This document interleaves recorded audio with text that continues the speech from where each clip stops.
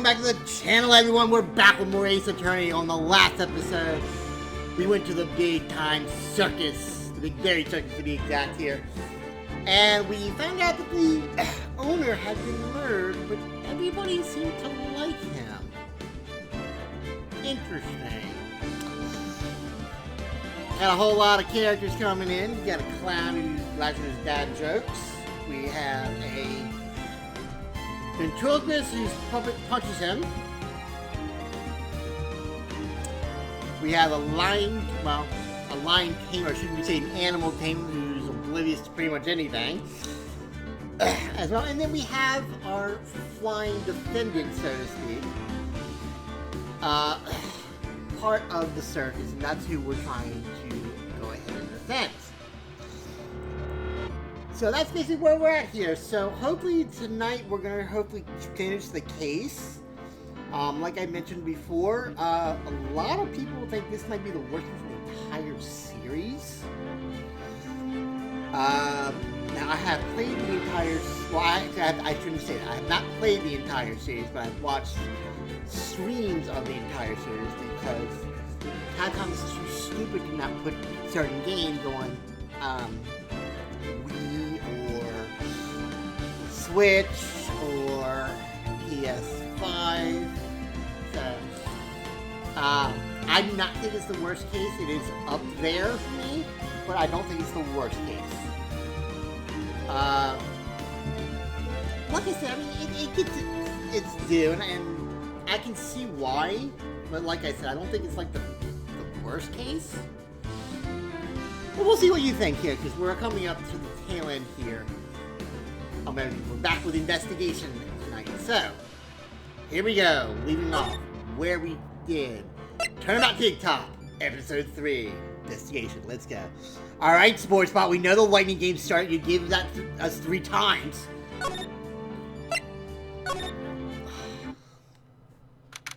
October 29th, 3:03 p.m., Brighton Company Law Office. Nick? What is it? I got a confession to make. I'm terrible at figuring out magic tricks. Magic tricks? Yep, magic tricks are by their very definition tricks, right? But I can never figure out the tricks when I see them. That's because the tricks are performed by pros. They do it so you can't guess the trick.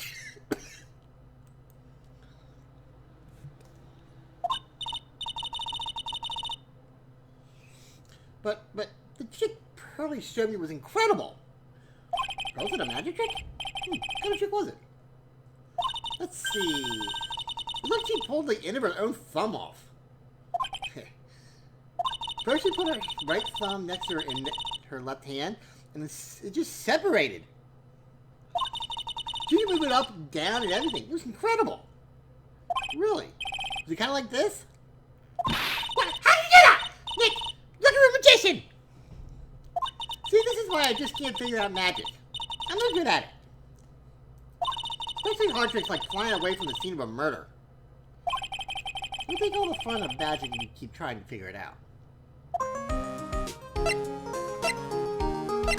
Since I haven't been here a week, here's my badge. No, your badge is still shiny.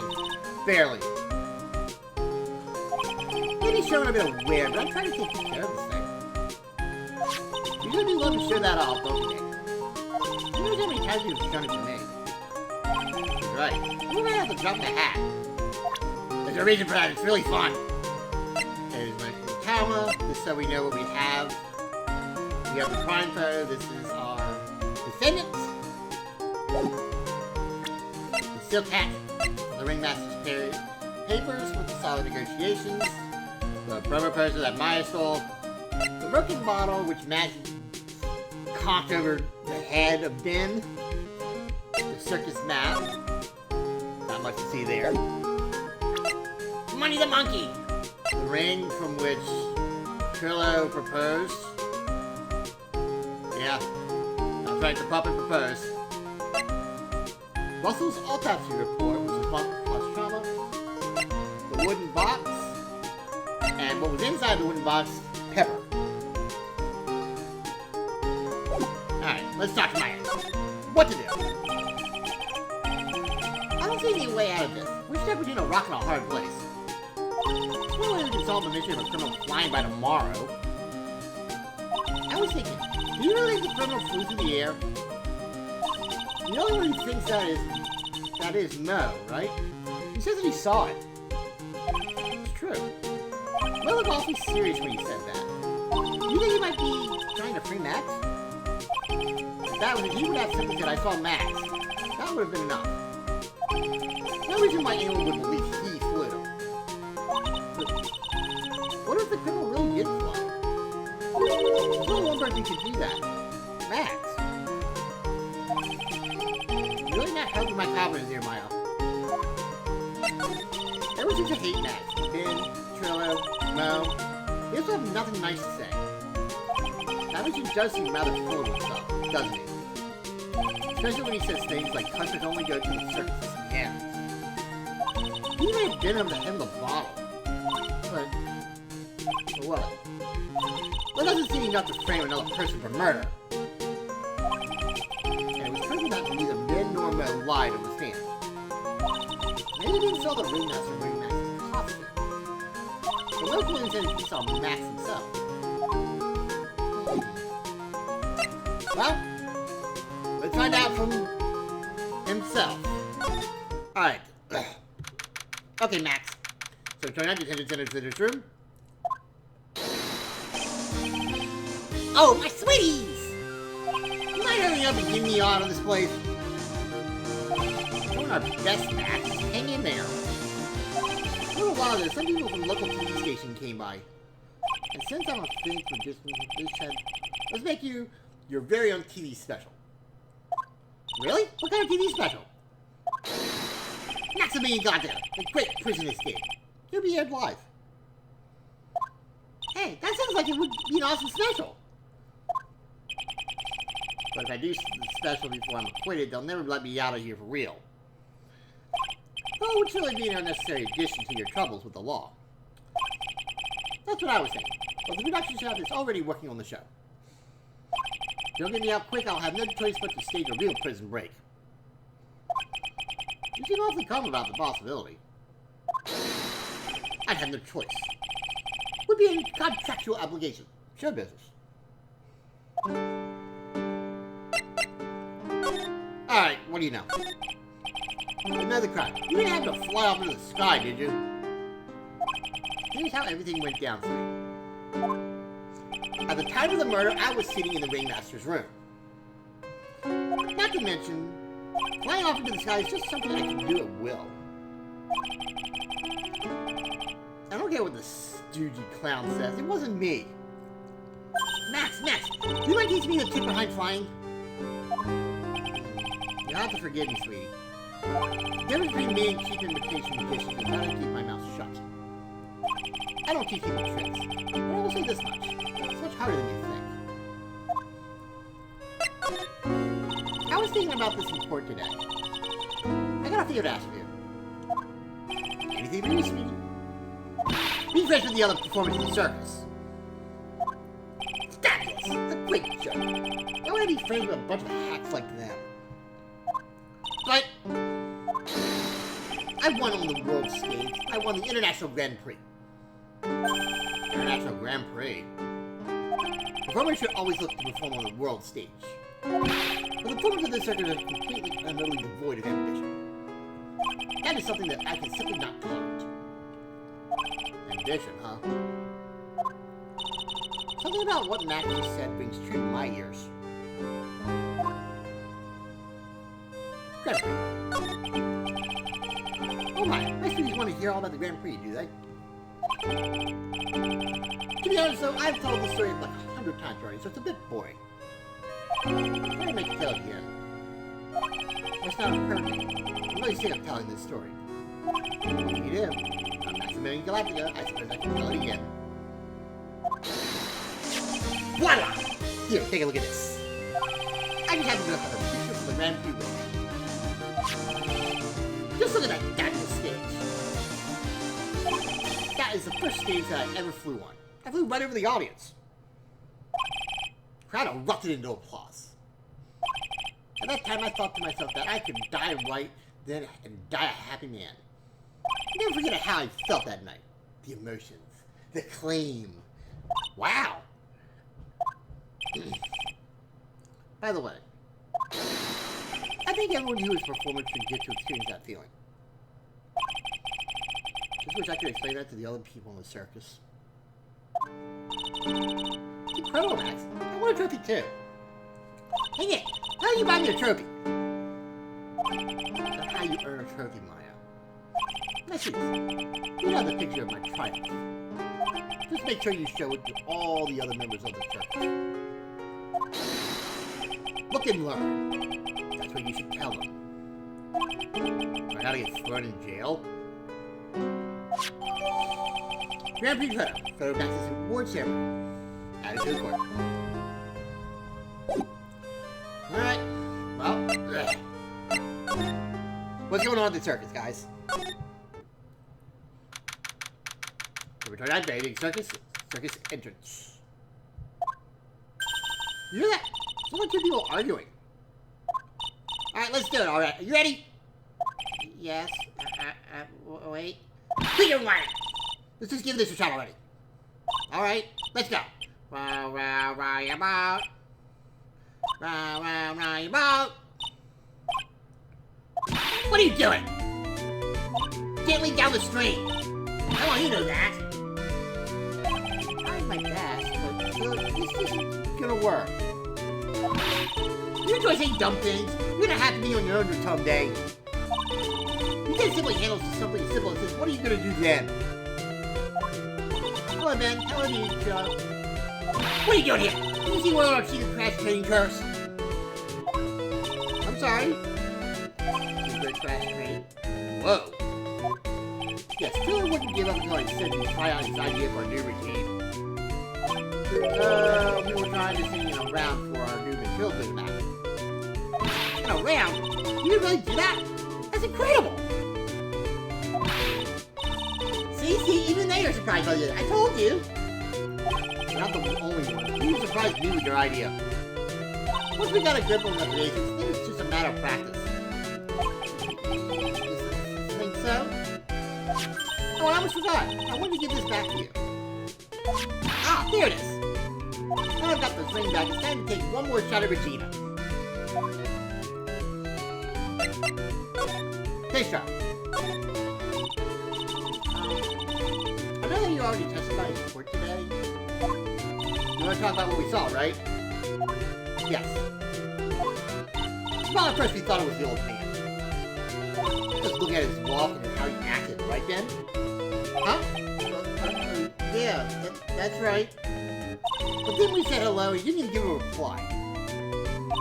Not to mention he was making those gaudy symbols. Who would you have thought if he wasn't wearing those symbols? What do you think, Ben?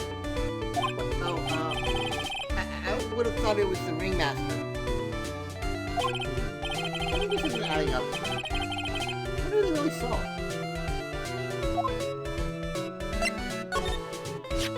I was hoping I could ask you about Regina. I'm completely serious about her. That's why I'm waiting for her even now. Really? That's so sweet. But if you really wanted to see Regina, shouldn't you check out the tent? Ha! You haven't got a clue about things, do you, sweetheart? Eh? Quitting like this is part of being in love. How so? You got a clue you would notice that the waiting is such a sweet, wonderful torture. When your body aches for your partner's love, that's one of the best parts.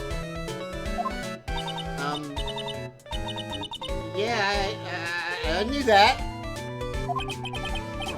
She's so red, she looks like a vine-ripe tomato. So how's this new routine working out? Will you two just stay at Jill Pillory, or is it our secret? We're gonna take the Jill world by storm. It'll be a real revolution. Sounds incredible. Well, let me make one thing clear. We're not gonna take on that world just because that jerk said we should. That jerk? Max Galactica. Performer should aim for the world? Who do you think he is? Trilla, you seem to really be fired up about all this. He needs to realize that he isn't the only one who can conquer the world stage. You're right. You're right. Mark my words, I, Philippus, will win the Grand Prix. You're the man now, doll. Be the key to glorious victory. Not to hear your parade, but wouldn't a more mature song be best? Hey, you gotta start somewhere, right? Don't screw this up. You gotta be part of this too. Okay. Move.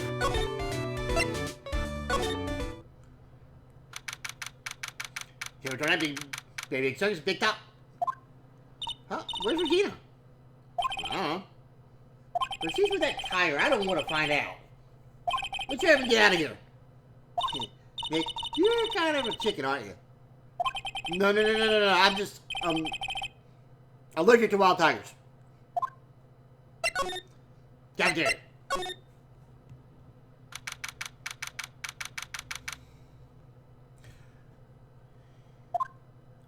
You haven't cleaned this place up yet? I only got one look at this state of this place. She slapped whoever was in charge across the face. I made you never invite her to my office.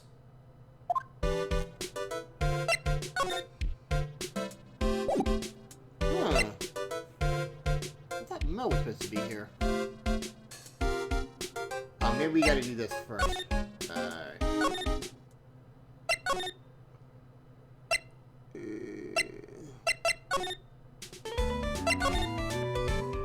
Yeah, plug you go here first.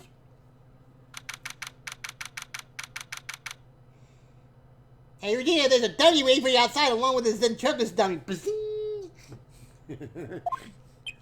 Oh, it's you two. You look like you just got hit by a truck. Should you get some rest? I'm taking a rest right now, pal. I've been listening to some crazy clown's life story. This front cover told me to come down here and do this for her. Yeah, I figured as much. Let me tell you something, pal. This is how clown sucks all your energy. Every time he's done talking, he looks at you like you should be doing something. I think he's waiting for you to laugh at his jokes. I know that, pal. Do you have any idea how much your face hurts if you fake laughing that much? It's just gonna really set you up bad this time, didn't she? You asked me if she should be listening to Mo herself. No way, pal. You're not gonna get me to backbite a woman with a whip. No way. Why are you defending her? How's the new Van Comedy always got her eyes on us? And every time you definitely don't want her to show up, poof, there she is. Don't show up. Don't show up. Don't show up. Don't show up. Don't show up. But she's wound him up pretty tight. She's directly above us as we speak. Huh? How's that possible? According to the clown, the culprit jumped from here and disappeared into the sky. If that's what happened. It means the killer passed right by this window, pal. Oh, I see. Who lives in that room? Behind the window up there.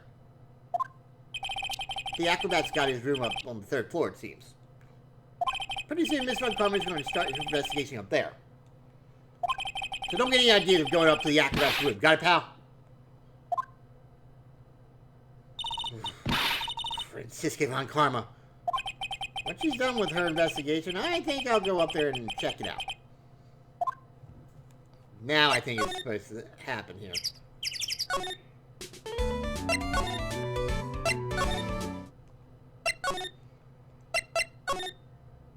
There we go. Ah, right! Welcome to the wonderful fabulous the cafeteria. Yes, he's in an awfully good mood. Alright, you know what time it is. Middle time! Why does everyone cry when they eat Mexican pizza? Come on, you can answer this. It's easy. Because cafeteria Mexican pizza is possibly a weapon of bowel destruction? Wrong. Try again. Okay, what do you think, girlie? I got it. Okay, what is your answer? You because they are in the cafeteria. Exactly! It's an incredibly sad place, that cafe. I'm not doing that again. I did it! What's going on? You're being too nice.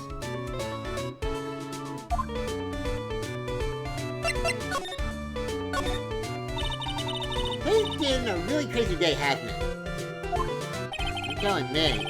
I didn't think it was gonna be so tough. Tough? Yeah, it's a tough crowd. That's what you call a crowd that refuses to laugh. For instance, it was such a tough crowd this morning, I had to smash watermelons. What are you, Gallagher? I told them all great story, these greater jokes, but no one busted out laughing. You even used the thing no shoes, no shirt, no service joke. Exactly, how can you not laugh at stone comedy like that? Are you 100% sure about your testimony today? I saw what I saw. I swear. That thing just flew through the air. It wasn't exactly flying per se. It was more like floating. The silhouette of his face made me positive it was Max. I don't see a sight line. I think that's the truth.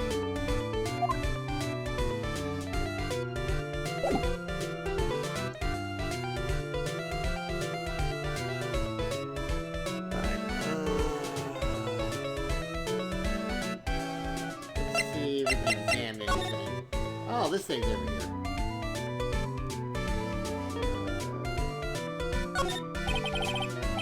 This is strange. There's nothing on top of the stand. Look here, Max is written on it. Must be the VIP table. Oh, actually, I think we saw this one before. Oh yeah, oh yeah. I wanted to joke about the kitchen. Let's see. How'd that joke go?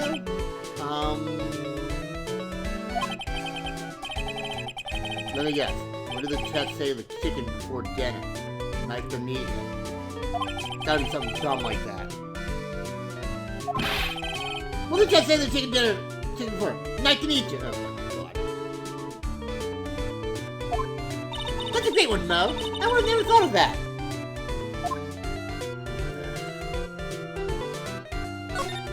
I think they left it exactly as it was on the night of the murder. In charge of the cooking that day. There's going to be a special menu. Really? What will you go to cook? Momu burgers. What are those? A meaty burger filled with laughs and a sauce that tastes like my jokes. They're outstanding. So those burgers will be just as bad as the taste in your mouth as his jokes though. This guy couldn't lock a refrigerator, let alone his mind. Oh, sorry, I did this thing. Oops, sorry, didn't mean to do that again. Alright. Well, what do you know about this?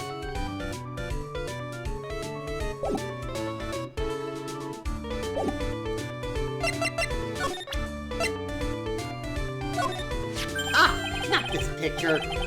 You showed it to you guys too. Huh? You seen it as well? Well, you know what they say about Maximilian Galactica. He really gets around.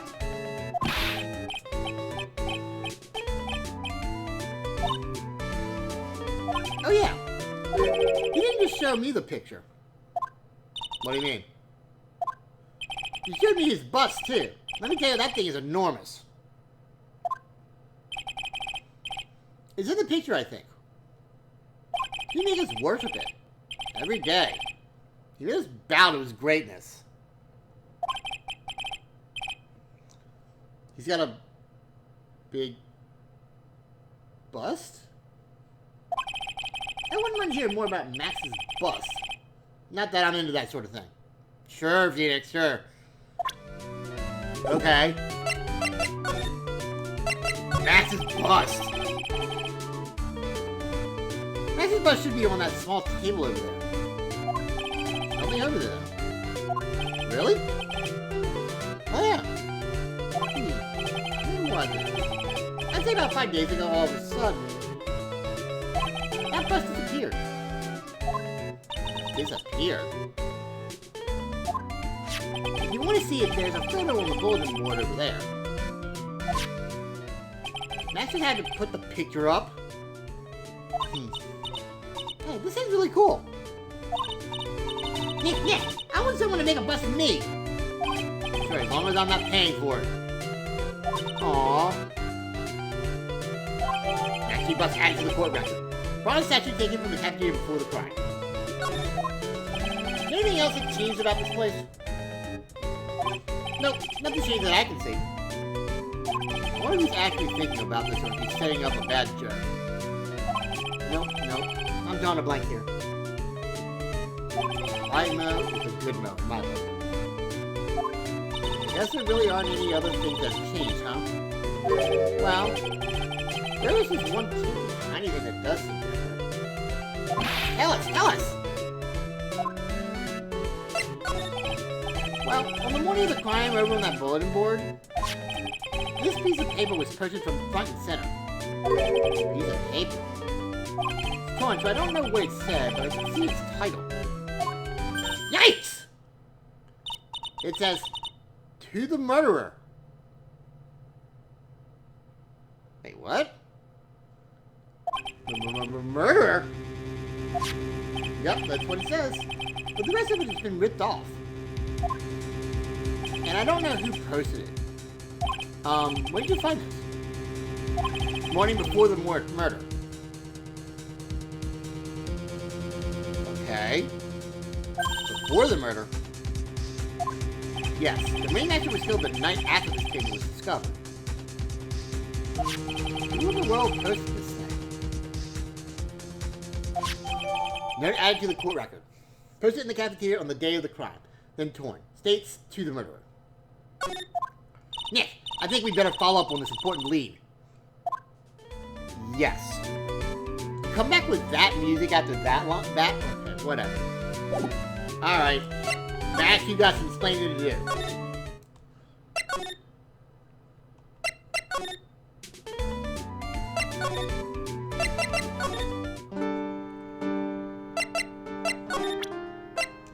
What is this? You know anything about this note? The morning of the murder, it was posted on the wall in this cafeteria. I do know all about the note. When I read it, my heart certainly skipped a beat.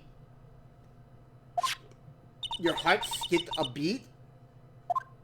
While I was enjoying my morning tea, the ringmaster and company entered the room. And company? I guess it wasn't really a company. It was just the ringmaster and my sweetie pie. When the ringmaster read the note, he turned an incredibly bright red. All of a sudden, he tore it off the wall and shoved it into the pocket of his tailcoat.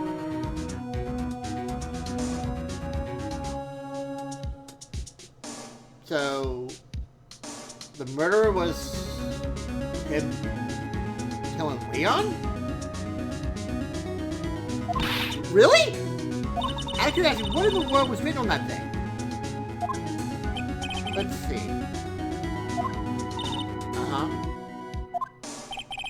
Oh, I don't want to steal the fun from my sweetie.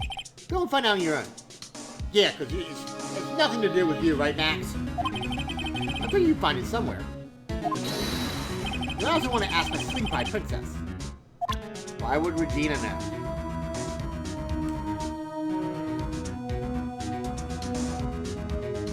What? Okay.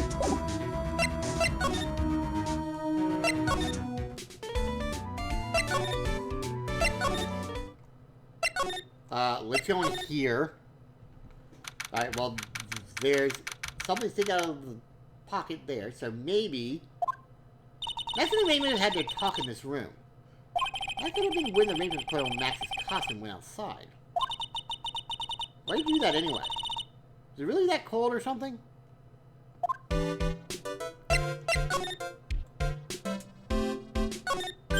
Hey, do you see that? There's a scrap of paper shoved into the pocket of the tailcoat. We saw it on day one, but I couldn't do anything about it. What the fuck? You know, I got a feeling I know what that is. But that's the other half of the note that Mo gave us. Let's try to check this thing out, Nick. I knew it. It fits perfectly with the other piece. What's it say? What's it say? To the murderer. I have conclusive evidence of what took place. Meet me at 10 p.m. tonight at the Lodging House Plaza.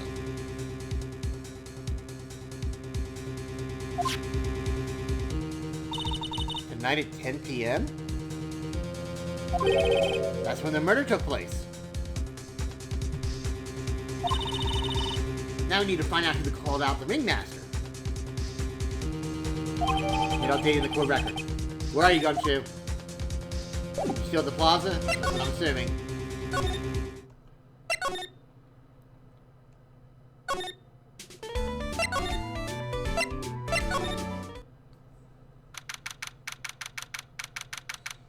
Tonight, Lodging House Plaza. Hey, Detective Gunter. I think you did a good job as usual. Well, I am done with investigating for the acrobat. Finally. But with Miss Von Karma?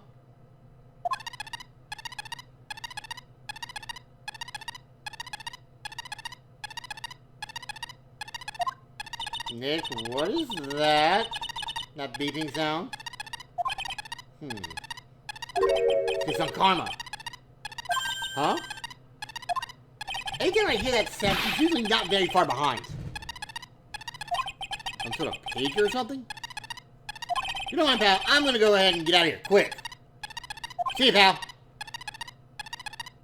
I didn't know that Gunther could run that fast. Those for being a flatfoot. I've seen a grown man so afraid of a girl still in her teens.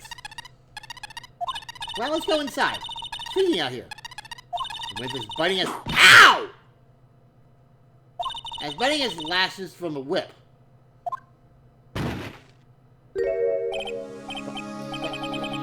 Von Karma! She really did appear! It was a real battle today in court, wasn't it? Did you have to jump out and scare us like that? What can I do for you? Tomorrow will be the day. Day my dream finally comes true. Reading the story of my defeating your hands making the national news. National news? People have such a small sense of scale. The global news, Mr. Phoenix, right? Your miserable plight will be known internationally.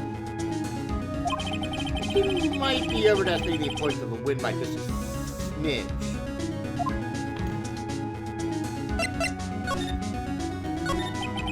Miss O'Connor, it appears you got your hands under something big, huh?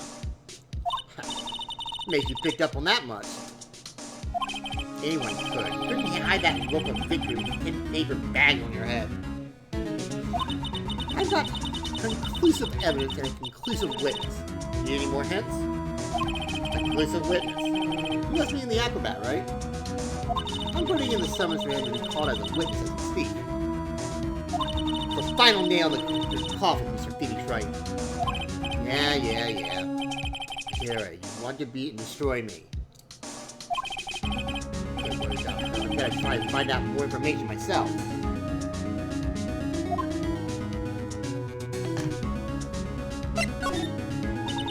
Why did you give Nick the evil eye? What does it matter if you prove the defendant guilty tomorrow?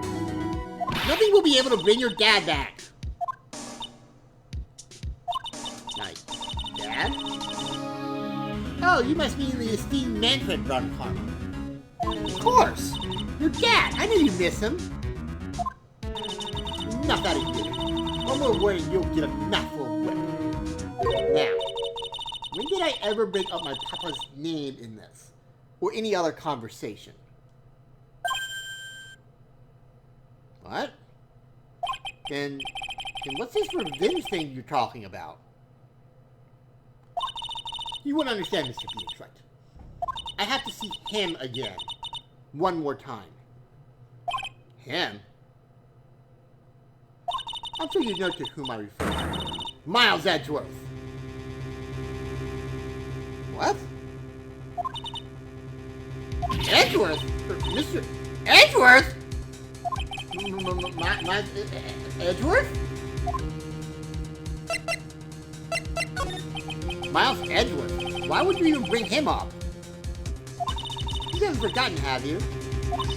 Do you know who it was that trained the gifted prosecutor Miles Edgeworth? Manfred von Karma. Exactly right. He was my papa. That means that Edgeworth was right again. Miles was like a little brother to me. Not little brother, but Edgeworth and Nick are the same age. Edgeworth.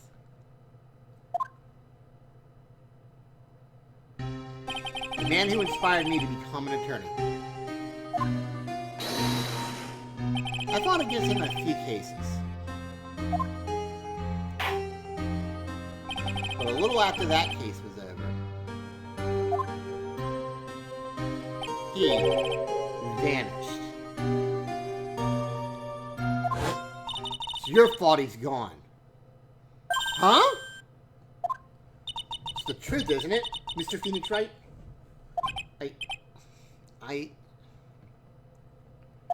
Nick, what does he mean? Edgeworth was never quite the same after that case. And then, with the case after that one. He never stepped foot into a court again.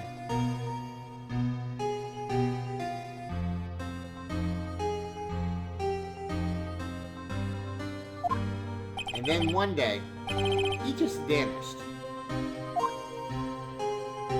All he left was a simple note at the prosecutor's office. Prosecutor Miles Edgeworth chooses death. That was 1 year ago. It was a few months after you left to go back home. Mr. Edgeworth, he's dead? I don't believe it. He's still alive. I'm sure of it. Somewhere in this world, he's still alive. Prosecutor Miles Edgeworth chooses death? Of course he did. You ruined his reputation as a prosecutor. You effectively killed the prosecutor in him. Just like your victory muddied the honorable name Von Karma. I'm gonna find him. And then, I'm gonna teach him his rightful place with my own two hands. Nick, about Mr. Edgeworth. Maya, I already told you this once. Don't make me do it again. Don't bring up his name in front of me, okay? Nick? Miss Von Karma. What? I don't know if you're God's gift to prosecutors or not, but I've had about enough of you. Him too. What in the world happened? This dog is all bark and no play. He's already been defeated. Regardless, I have nothing to inform you two of today. Tomorrow will be the greatest courtroom battle this country's ever seen. Nick? Let's go. You talk with the performer on the 3rd floor. Sorry I brought him up, Nick.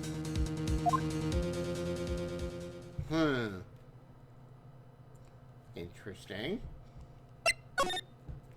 Acro's room.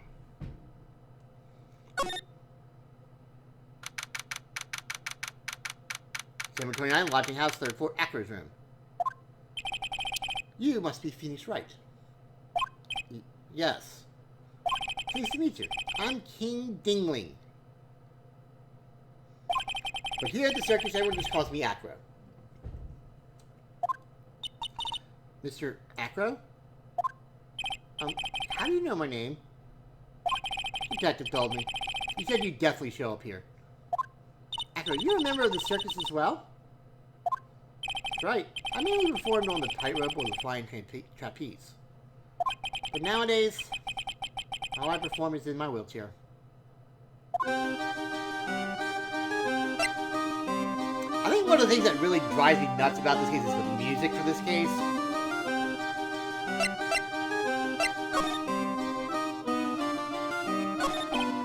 Acro, why did you join the circus? When I was a kid, my parents failed miserably at business. And one night, they decided to run away from it all. Without me. The only person who was willing to take my parents' place was the ringmaster. The Ringmaster took such incredible care of me. He was truly a lifesaver. Seems like the Ringmaster was truly a saint. He was. That's why I decided to do something very important. I decided that I would devote my entire life to finding a way to repay him.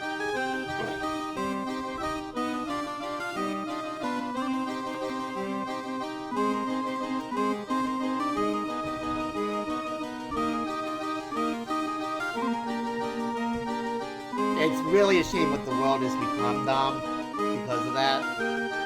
And remember, Cleveland can't be the Indians either. They are now the Cleveland Guardians of baseball. The Guardians and the Commanders. I mean, really? Just saying. And now, what if someone repaid him for all the good in his life? Such a shame. Sometimes I think that he was always too kind.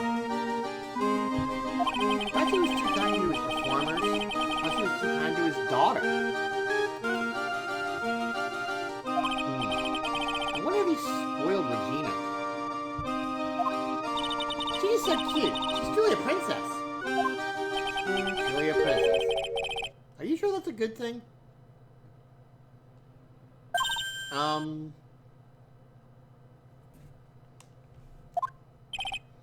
Do I take you a hint of a grudge against Regina?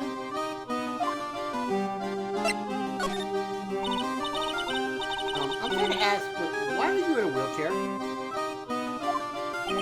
I noticed my legs are badly damaged.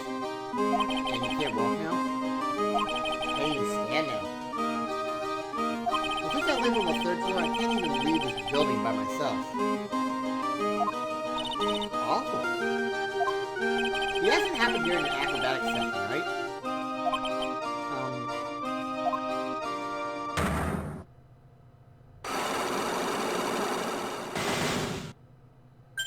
Cyclops! Doesn't seem like actors' injuries were acrobatic in nature. What's on your mind, Mr. Wright?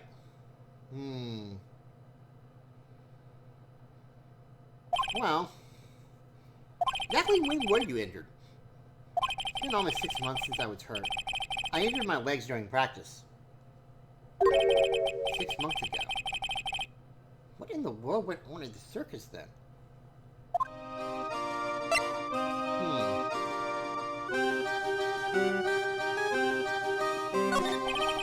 I stopped by yesterday and noticed that you weren't in your room. I was at the hospital all day yesterday. You went there for rehabilitation? What about the murder? Of course I knew about it. I spoke with the police before they allowed me to go to the hospital. Before I got the call from the prosecutor, I was convinced that it was all a dream. Huh? I just couldn't believe it. When I saw what I saw... What you saw?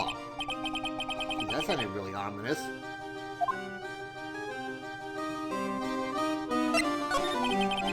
Where'd you see Akra? That night, I was in bed sleeping when I heard a huge sound coming from below my window.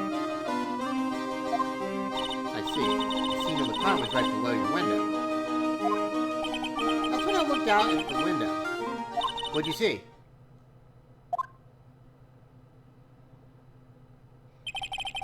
He was flying straight up into the air. He? Maximilian Galactica. What? That's what I thought he'd say. You're absolutely positive that it was Max you saw flying. I'm absolutely sure. There's no doubt in my mind. Nick?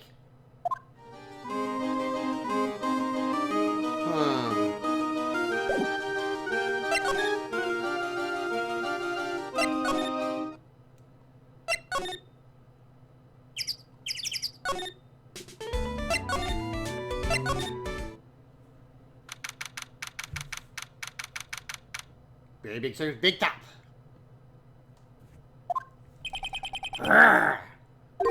I've got a bad feeling about this.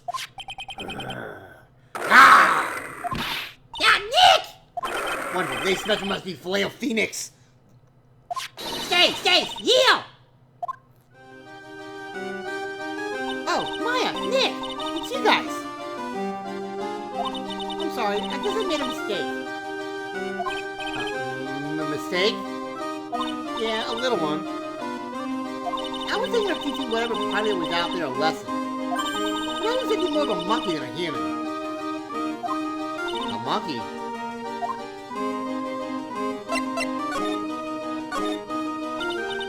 Think about what happened to your ringmaster. Dad? Everyone loved him, didn't they? He must have been quite a man. He was. I love my dad so much. I hate to say it, but she doesn't seem all that broken up about her father. That's why I feel so lonely. Now that I won't be able to see him for a while. For a while? Yeah. When Leon died, I talked with my dad and he told me that when someone dies, they just become a star in the heavens. Star? That means that my dad is looking down on me from the sky. That's why I love the night so much. I can see everyone who's gone. When someone dies, they just become a star in the heavens. It's kind of sweet. But I bet there's no way that Maya believes that. What do you mean there's no way I believe that? You think that one day I'll be a star too? Of course. You really think so? Yeah, you will. I think. I got a feeling that everyone's doing great up there in the sky. I wonder if everything's alright with you.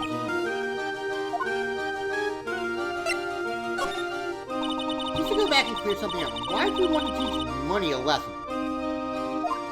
Because he's a meanie. He got something that means a lot to me. Something that means a lot to you?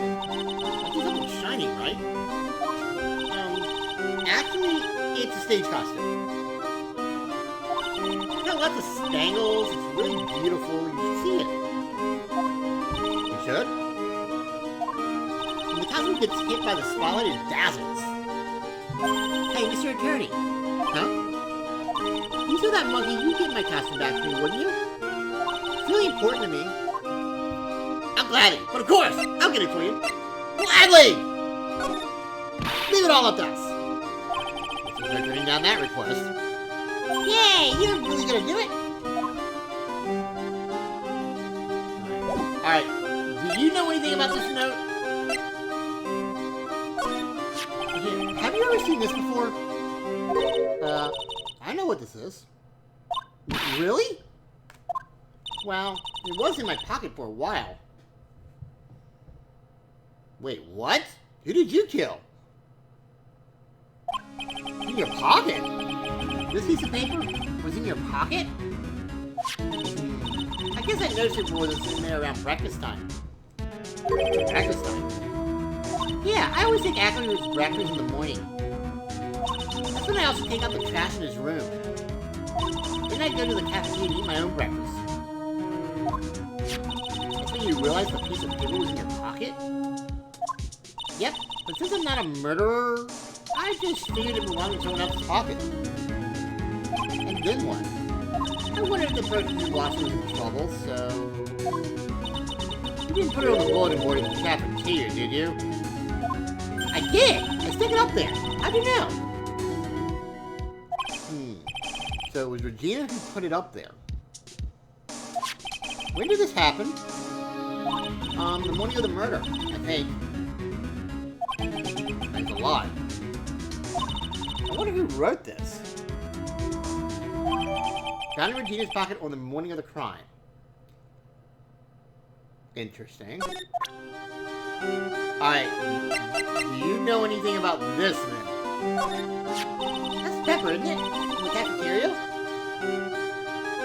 Huh? It's from the cafeteria? It's not? I've never seen it there. So this was the cafeteria's Pepper. You know, I'm not a big fan of Pepper.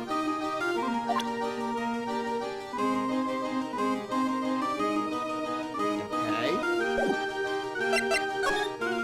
Weird.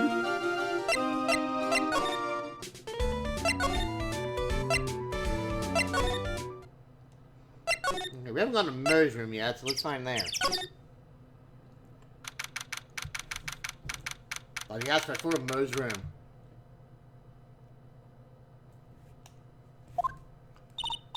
Mo's not here. What's that? I hear something. Stop it, Nick! You're scaring me! Oh god, Money's up here. Nick, it's Money! The monkey's holding something. That's it. That's the thing that means a lot to Regina. Alright, time to take on this monkey. I'll turn it down. Give it back, monkey. Oh, look at the music on this.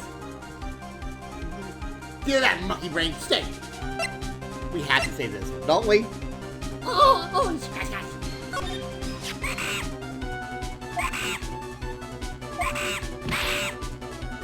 Yikes! Ah!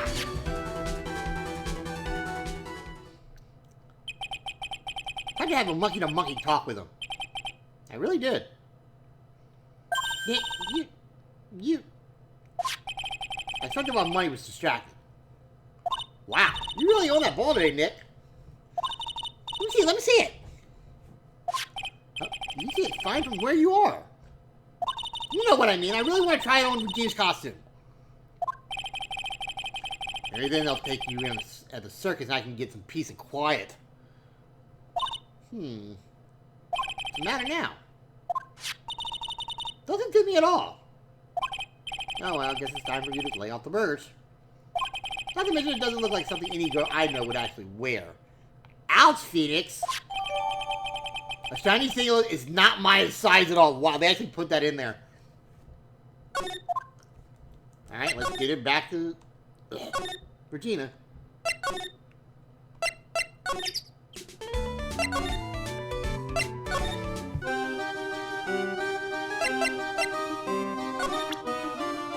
Here's your vest.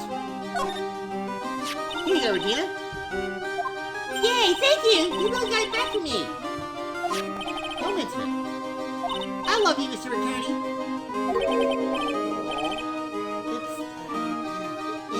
It's nothing. I wonder if I can melt the much in front of this girl. Hey, Regina. That costume is yours, right? I tried it on, but it didn't fit me. Huh? This costume? This isn't mine. It was Leon's. Leon's? You know, the lion you told us about. Oh, the one that someone killed.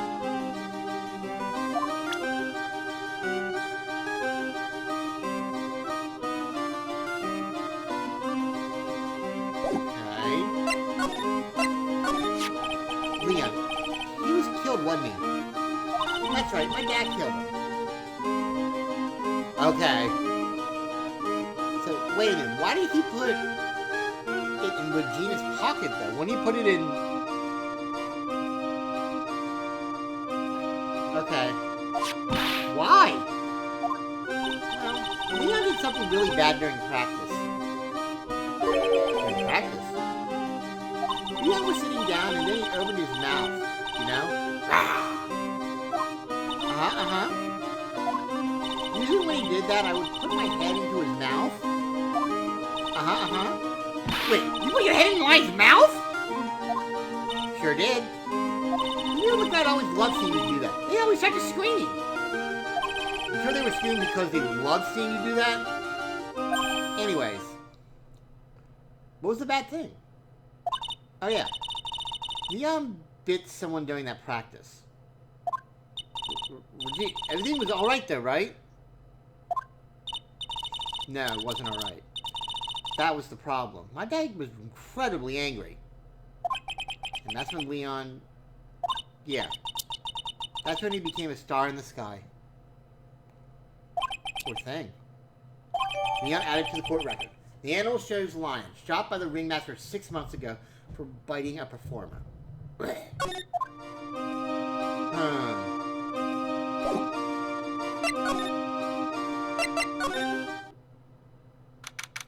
Number 29, Big Top Cafeteria.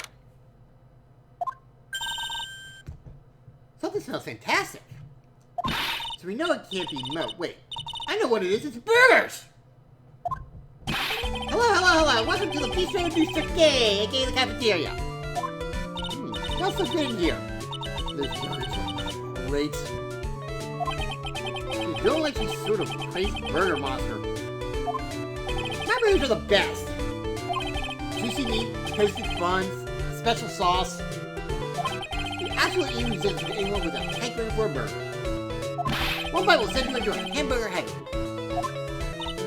I bet I can tell by the smell. Well, I'm getting hungry too.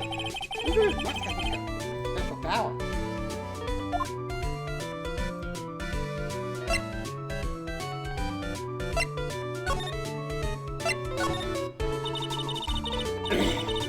Now that the ringmaster's gone, what are you gonna do? Honestly, that's all I thought about in the past few days.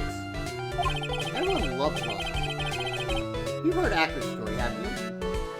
How he was adopted when he was younger.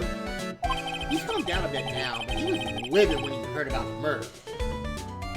Acker was so upset that he said he couldn't go on. He was that upset? Yes, he was. Anyway, I gave it some thought. Maybe I should give up on trying to be a half-baked clown. I've been thinking of trying on the Ringmaster suits. Really? That could still be an issue, though. Max? He may be a bit mean and hard to work with, but it's hard to argue his importance. He's probably the reason the circus is still around. A lot of what he says is right. All that's left is to see if everyone can get over the tragedy. You know? The tragedy? You know? What is he talking about? Get over what tragedy, man? Huh? Don't worry about it. It's nothing. Nothing at all. You must mean the tragedy of the death of the Ringmaster, right? Yes, that's it. You're right, girlie. Ding, ding, ding. Correct. Can it be ding, ding, ding? Correctamundo. Yeah, doesn't he mean ding? I mean, there's a trick here, but are you lying to us? Yeah! No, not at all! What do you think that? Just the way you said, if everyone can get over the tragedy seems a bit strange. I feel like you were talking about something from a long time ago. No, I'm right, aren't I? Really?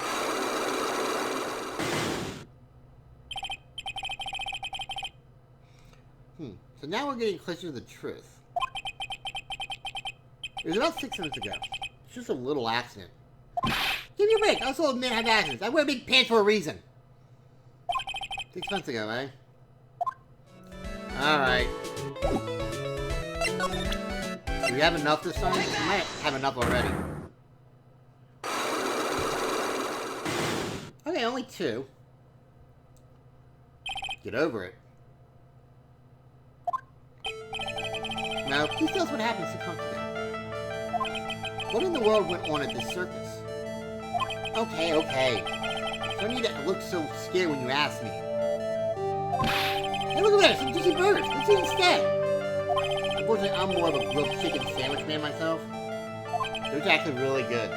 Those chicken sandwiches. Actually, I kind of got an idea of what happened back then. No, you said something about an accident. This wouldn't be the cause of that accident, would it? It has to be Leon, right? Oh, Leon not here? Oh, he's right here. Take that! I heard a little bit about it from Regina. Leon made a mistake during practice, right? How did you...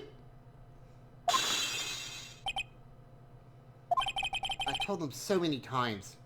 You shouldn't be doing such dangerous acts. Like putting her head inside Leon's mouth, right? Yeah, but Regina believed in Leon. She believed so strongly that Ringmaster went along. He never could say no to her. Out of curiosity, who was bitten? Come on, Mo, don't clam up on me now. Who did Leon bite on the head? Well, I promised I wouldn't say anything. You promise? He's involved in this too. What? He's involved? Huh? Well, Is this the person you promised you wouldn't say anything? Okay. Well, we know it's not Maya.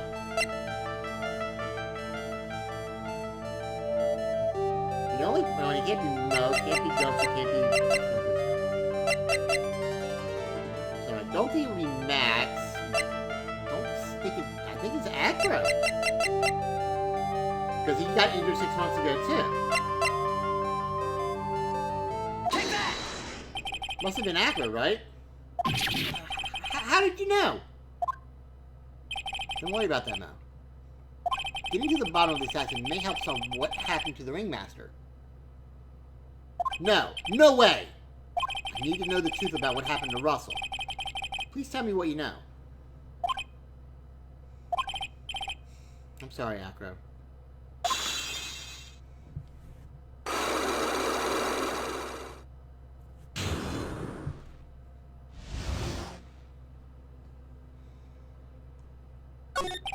Just like you said. You know, the accident. Did someone die? No, but it would have probably been better if he had. How would that have been better? Still alive. But when he got bit, he suffered massive brain damage. He'll never recover from that coma that he's in. Coma? All he does now is lie in his bed at the hospital. That's all he's ever going to be able to do. I see. How is he related to Acro? He's his brother. Okay. I see where they're going with this now. Huh? The person who got bit was Acro's brother. His brother? They were an acrobat team, his brother. Acro and Bat. Really? Cute nicknames, I thought. Anyways, they were an incredible team. Put down together in their prime. Who was Acro's younger brother? Sean Dingley. Everyone always called him Bat. He fell in love with Regina. Trying to win her love was his downfall. Everyone seems to fall in love with Regina. 6 months ago, while we were practicing, all of a sudden Bat blurts out, "Let me perform Leon." Why do you do that? I don't know. But that's what caused the accident. Oh my god. I'll never forget that moment. It was so strange. He had the weirdest look on his face. He was smiling. You mean Leon? Yes, Leon. When he bit down, he was smiling.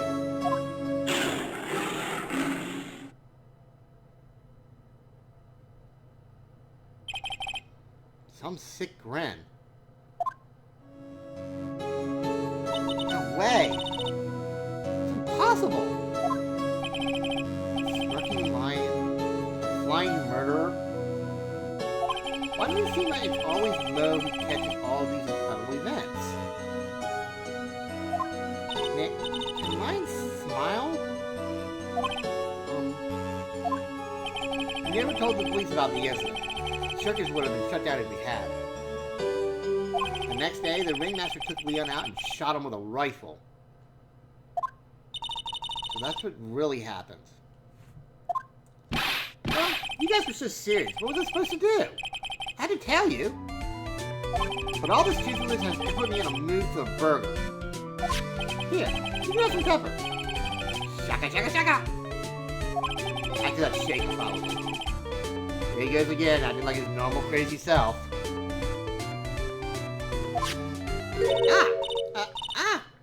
Achoo!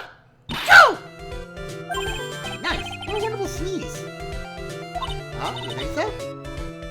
You just with Bedbug and slip on a banana peel. That's biggest craftsmanship. Really, I know you gotta understand that.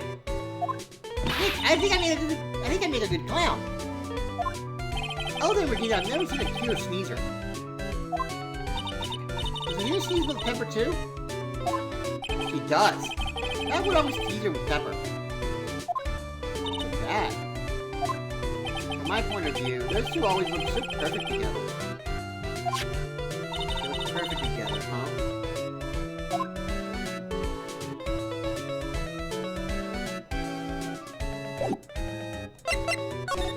I think we can pretty much put together what happened here now, guys.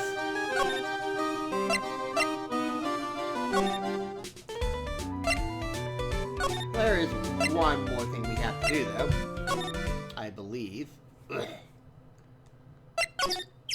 get your shit. Oh, Mr. Right, back again, I see. Well, you did say I'll be back. Wait, is there someone else? Back because Actor's hiding why his legs were injured. He was hurt in the accident 6 months ago. Let's see that he knows like we know. Oh well, see if you've got things you want to talk about, so fire away. Darn right we do. Take that!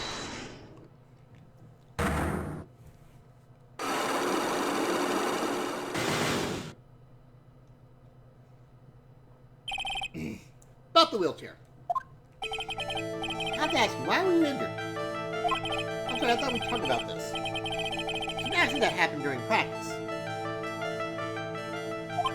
An accident during practice. Yes, unfortunately, after I took prone to all sorts of injuries. It's lying. If that was a real cause, you have no reason to keep it secret. Actor, are you really telling me that a practice accident was the cause of your injury?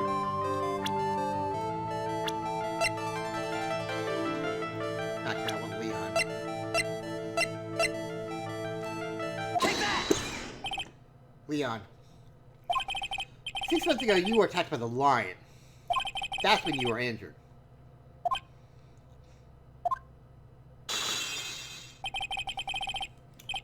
I know I'm on the right track. Just need to keep going. You're saying that I was attacked by a lion. That's what I'm saying. I'm sorry, Mr. Right, but I'm an acrobat. I'm no animal tamer. If the lion was coming at me, I'd be running for the exit. Okay, maybe attack is the best word you're using. So let me rephrase that as battled the lion. You seem to enjoy telling jokes. Why would I decide to battle a lion? Because you had to fight it. You had to fight to save someone. Yeah. Take that! Just seeing what happened to your brother 6 months ago.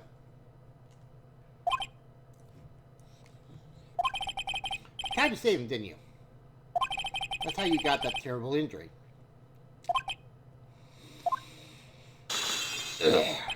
No. I must have told you. Yes, we learned about Bat from Mo. But he didn't mention anything about you in regards to the accident. I suppose it was just a slip of the tongue on his part. That's how I figured it out. Slip of the tongue. And they say we're an incredible team. Cut down together in their prime. Cut down together. That was where he slid. That's how I figured it out. You two ended up at the center of the same accident, together, like always. I see. But an accident is an accident. It wasn't anyone's fault.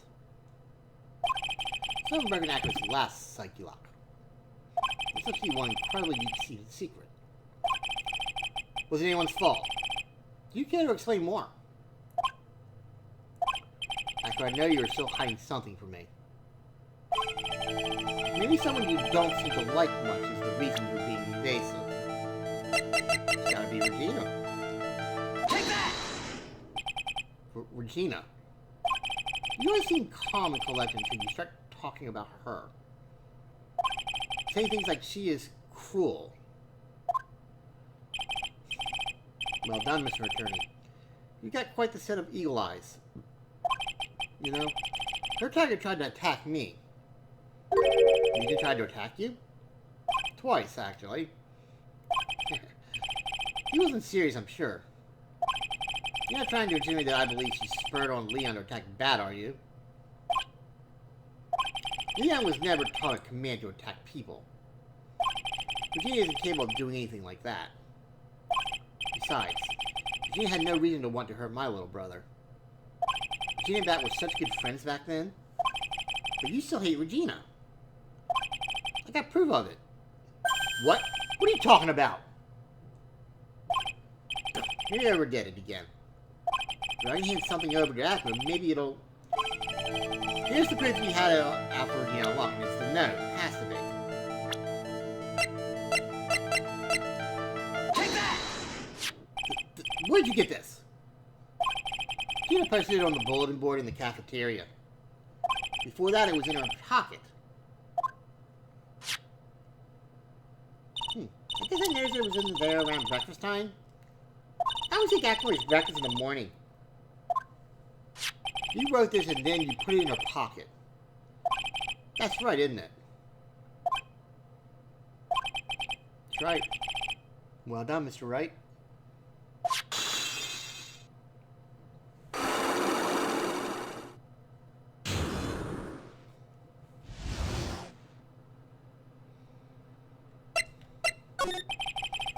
My legs were injured by Leon 6 months ago. My younger brother, Bat, had a dare with Regina. A dare? An absurd dare. If I can put my head inside of Leon's mouth like you do, you have to go to the movies with me on a date. That's insane! Didn't you know how dangerous that is? You all thought he was being stupid too. But that line was very old to begin with. And age brought with it countless experience in doing that very trick. Unfortunately, this particular time, I guess Leon wasn't ready or willing. And that's when the accident happened. He just wanted to take her out. To the movies. Poor Bat. When Leon chomped down, I jumped toward him. And Leon attacked me, and that's how I ended up, well, you know. What about Pat? Still in a coma? I went to the hospital yesterday to visit him. I see. I'm still waiting for him to open his eyes again. And that's the reason why I keep going. Pat and Regina. They were such great friends. Oh yeah, I wanted you to take a look at this. What is it? This is the scarf my brother was wearing when Leon attacked him. Gross, it's covered in blood. This scarf. It was a present from Regina to my brother on the day of the accident. When he did it, he looked like he was smiling. He? Leon, obviously. Oh. When he bit down Bat's head, the expression on Leon's face looked like a grin. Yeah. I know. But I said the same thing. What do you think that means? I'll be taking that scarf if you don't mind. God damn. This on karma. I've already heard everything. So hand over the scarf. Well, it's everything to the trial. That is for me to decide.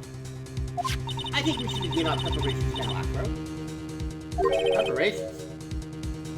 I sent a summons to Acro to appear in court tomorrow as a witness. Acro, we'll talk more at the prosecutor's office. Acro, a witness?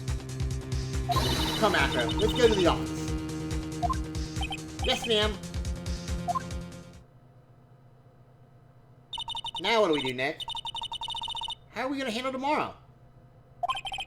Don't worry about it. I'll figure something out. Look at you all full of confidence. You must have found something you can use. It is all beginning to come together now.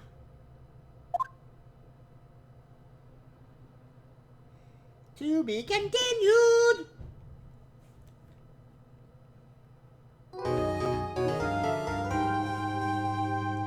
Safe!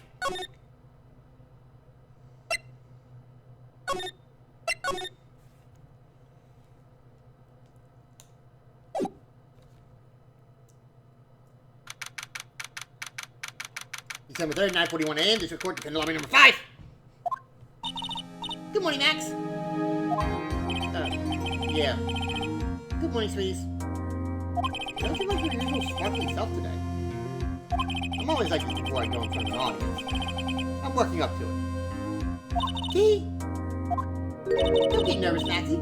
Here, have a glass of milk. Regina! Oh, fabulous! My sweetie pie princess! Did you watch my performance today? Of course I did! Mo told me that I should come and watch this. Mo said that? So, what kind of performance were you put on today? Oh yes, you'll play at the end. It's not that kind of show. Isn't that right, my sweeties? Huh? I think my sweetie pie princess doesn't... Yeah, she doesn't seem to realize what's going on. Or even where she is. Well, Max, looks like it's time to raise the curtain.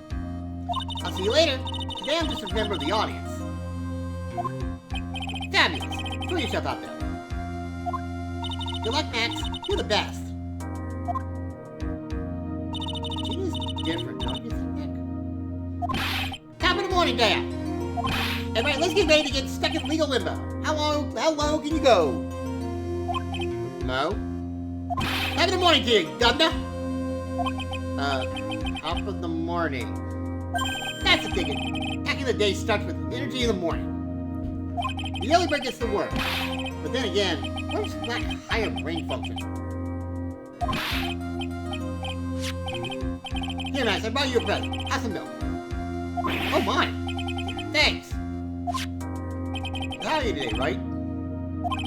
Well, I've got the feeling that today I'm going to face off against the real culprit. You mean Acro? Huh? You did it! Be careful. He's used to putting his life on the line. Literally. He's got the guts to spare. All I got to worry about is how thin the tightrope is. I'm used to it already. Just means that I won't be able to press him like other witnesses. What are you gonna do then, Nick? Guess today we'll just have to do without our usual psychological warfare. Today we rely on evidence. It's the only way we'll get the truth, get past Acro to the truth. You're right. It's gonna be tough. Anyways, I want you to make sure that Regina sees it all today. It's important. Then she'll finally have to deal with the reality of what happened to her father. You want us to make sure Regina watches? Yes. That's why I brought her here to court today. What's that supposed to mean? She needs to know that when people die, they don't just become stars. I may be an old-fashioned clown, but I don't believe in people becoming stars.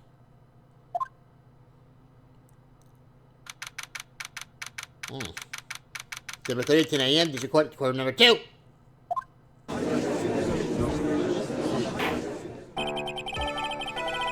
Court is now in session for the trial of Maximilian Galactica. Prosecution is ready, Your Honor. The defense is ready, Your Honor. Very well. Ms. Von Karma, you may proceed with your case. The prosecution would like to revise its previous theory of events. What's the meaning of this? We have discovered a new witness, or shall I say, a new eyewitness. One that saw Maximilian Galactica fly off from the scene of the crime. Order! Order! I had a feeling something like this would come up. Due to this decision, we are now prepared to explain how the defendant flew that night. An explanation the prosecution will present if the need so arises. In fact, my detective stayed up all night creating a map of the scene for my orders.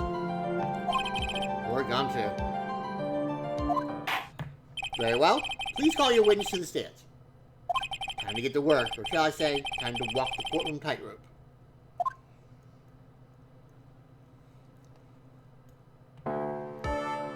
Name and occupation. Kim Dingling, but everyone calls me Acro. I'm employed as an acrobat at the Very Big Circus. Where were you the night of the crime? I was in my room that night. you look at the map, you will see the witness room is near the crime scene. My room is on the 3rd floor. The crime scene is below my window. The night of the crime, the witness saw something quite shocking. Would you tell us what you witnessed? Okay.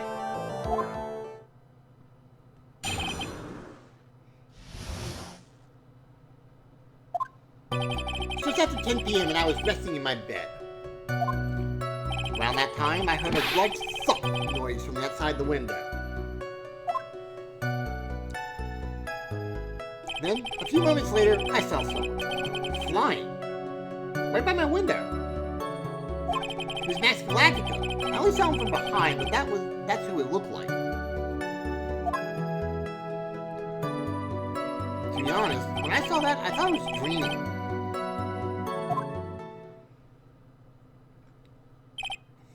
This witness testimony matches up exactly with that of the clown.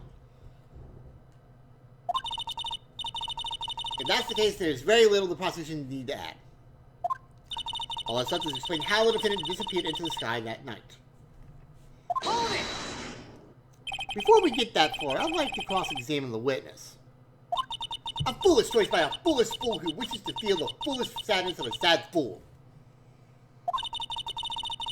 A man must know the proper timing for things, Mr. Phoenix Wright. Just like your old friend, Mr. Miles Edgeworth did.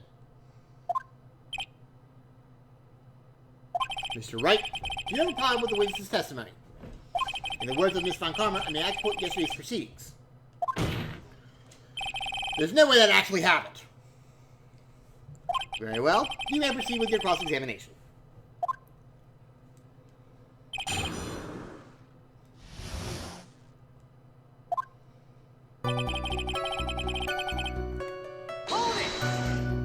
You say that you were resting in the bed? What would this say that you turned the lights off in your room, correct? Correct. But there are safety lights around the outside of the lodging house. So bright that sometimes it can make it hard to sleep. In that case, wouldn't it be a good idea to close the curtains?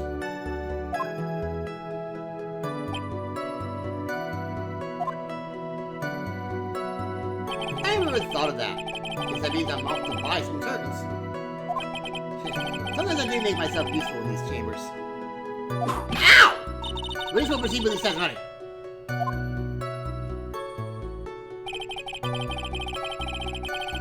Hold it! The room is on the 3rd floor, right? Yes. And you said that you were resting in bed, correct? Were you still able to hear sound from outside? I was indeed. It doesn't seem to get results. Maybe something was contradicting what you just said now. Yeah, you're fine. What's the matter, Mr. Wright? Nothing, Your Honor.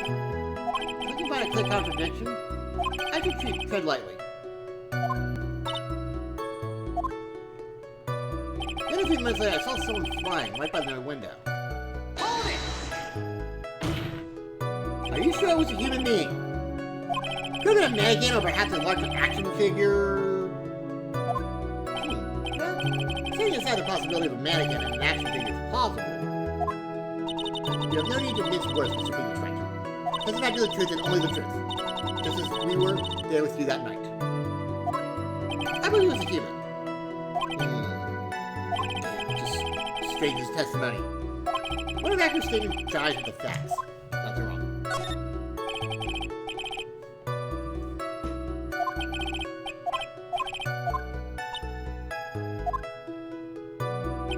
I only saw him from behind, but that's what it looked like. Hold it! The light in your room was turned off then, right? It's true. It was going to bed after all. So with the lights off, you were still able to clearly see a human fly by your window. The safety lights lit things up enough for me to see. But honestly, there was only enough light for me to see the silhouette outside my window.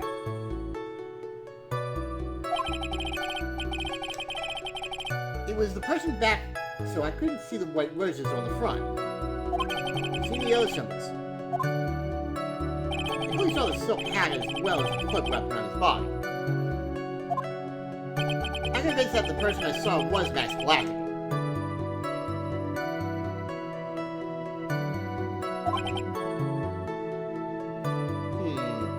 The more I press him, the less results I seem to get. Maybe there was something fishy with this last one. This time there was. So you tried to do with the testimony that was just given. Objection! If there's a contradiction, then prove it with evidence.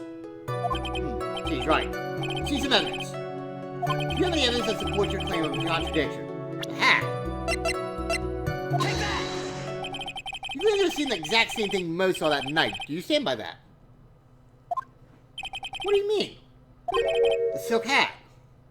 What about the silk hat? I saw it on Max's head as he flew by my window. Well, you should have tried looking down on your window that night.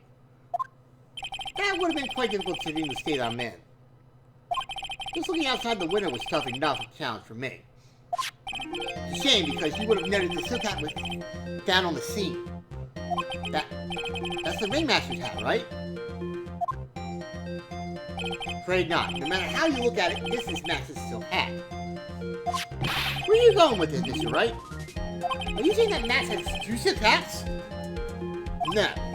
This is a handmade, one-of-a-kind model made only for Maximilian Galactica. Which means Acro, that you've been fibbing on the stands. Order! Order!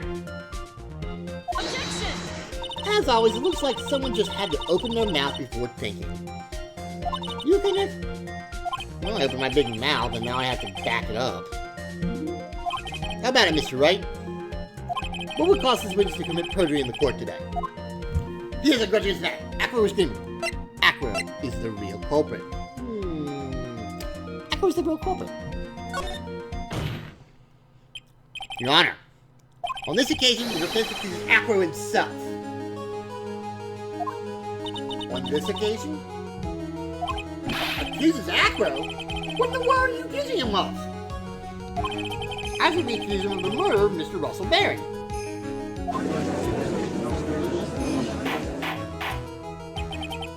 That's right. Are you serious? Deadly serious, Your Honor. I think your trips to the circus have served you well.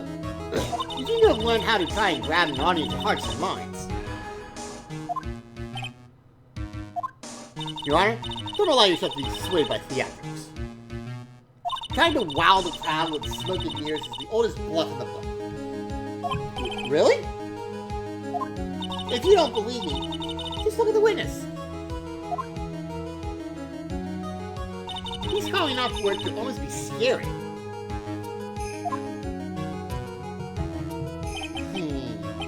He's staying rather calm and collected. Mr. Dingley, do you have any response to the defense's accusation? I don't really need to say a thing, do I? What do you mean? Everyone, take a good look at me. I can't even stand up by myself, let alone leave the lodging house. It's true. I understand that Mr. Wright is just trying to help his client. But to do this by accusing me of murder of all things? See, even a sliver of common sense makes it clear that this is ludicrous. She's right. Way to pick up on this table, you heartless poor man! He's a poopy head. See that, Mr. Phoenix Wright? If you're trying to drum up support from the peanut gallery, that's how you do it. I think that's enough of this little game. I've got a doctor's note to confirm that after he's unable to stand under his own power. Maybe the defense is planning on making a claim to counter this as well? I can hear the defense now. Acro had an accomplice. What do you say about this, Mr. Wright? Did Acro have an accomplice? No. Now then, this must be where we get to hear the name of the mystery accomplice. Not this time. What? You're not gonna sucker me into this one. What are you blabbering about, Mr. Wright? There was no accomplice. Acro planned and committed this murder all by himself.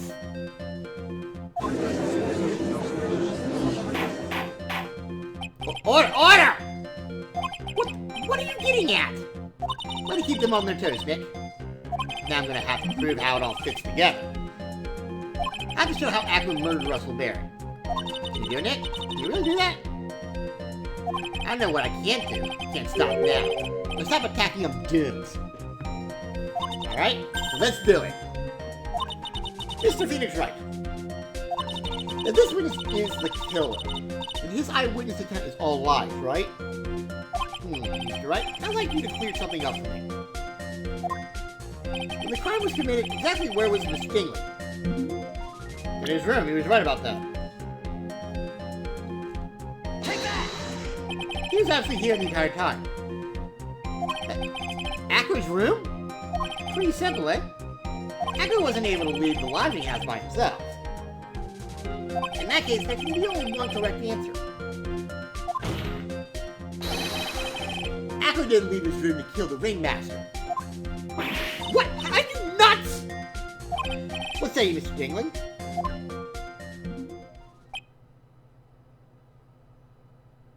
It's an interesting theory. That's it?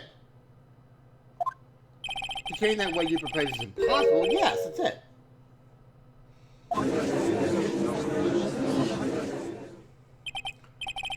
Mr. Wright. Yes, Your Honor? As the witness has stated, your assertion is impossible. As he is in a wheelchair, there's no way he could go to the scene or be the killer. You've got a point. Think you've forgotten once again, Mr. Phoenix Wright. The defendant was clearly spotted at the scene of the crime. It's true. Most that he saw Max, didn't he?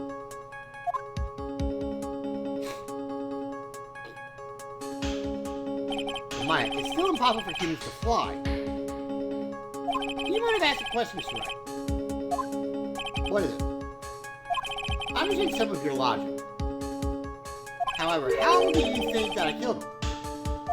If I can't leave my room, I actually couldn't wear Max's costume. How did he do it? The next course is legal to say. Be careful, Nick. You mess up here. That's right, I can't mess up here. Gotta give this some serious thought. Killer actually killed the ringmaster. He did it while he was in his room. No doubt about that. Time to enlighten us as to how Mr. Dingley committed the crime, Mr. Wright. Good evidence. Gonna present some evidence. So what did Mr. Dingley use to commit the crime of the murder against Russell Berry? I gotta find it first. I don't know where it is.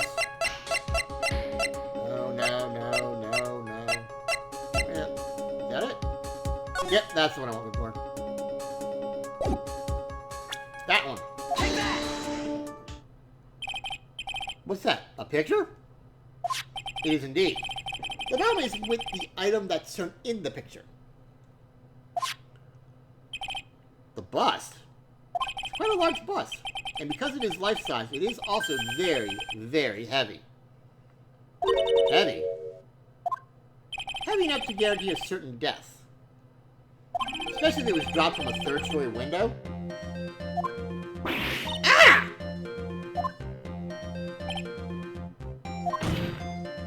See? This is how Ackroyd was able to kill the ringmaster. With the force of gravity and Maximilian Galactic's able bust.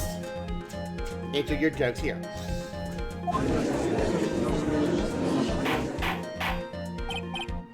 Order! So you're saying the bust fell onto the ringmaster? Rather simple crime. Even if you were stuck in a wheelchair, it would be incredibly easy to commit. Objection! How could you possibly wheel a wheelchair with something so heavy? It's impossible. Objection! Well, Ackroyd is an acrobat. He should have more than enough upper body strength to carry something like a bus. Mr. Dingley, how do you respond to these charges? Well, I was at a loss for words. Should be. He knows that I'm getting close to the truth. Well, Ackroyd, you can't run away from things this... Ow! I'd watch what I'd say if I were you, Mr. Phoenix Wright. What? Your Honor, the physical health of the witness is material to this case. I demand that we get proper testimony from the witness himself. Testimony, you say? Karma. Just using this testimony as a ruse to stall for time. Objection! There's absolutely no need for such testimony. Objection! The defense's version of the murder, the prosecutor has the right to respond. The defense's objection is overruled. Why can't you see things my way for once in a while? Mr. Dangler, I'm sorry, but we need you to testify about your physical condition. If you have any doubts about your ability to testify, we can request expert testimony. The witness will have no problems, however. Let's all be respectful toward him. Thank you. A woman will sink at any low to win a case.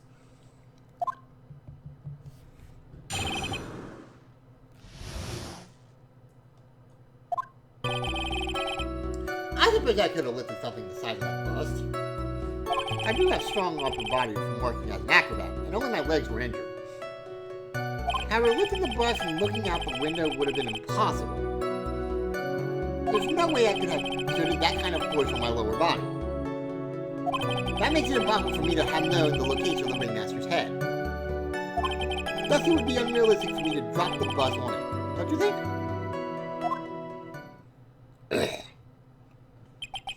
I have no doubts in regards to this witness's testimony. It was impossible for him to just lift the bus and stick himself out far enough to look. Not to mention that he could not have known the location of the ringmaster's head. A single false step would have led to even more severe injuries. That's what I was thinking. What is your opinion on the matter, Mr. Wright? I still like to proceed with cross-examination. Simply stalling. Shameful, really. Can't let it get to me. I've got to focus.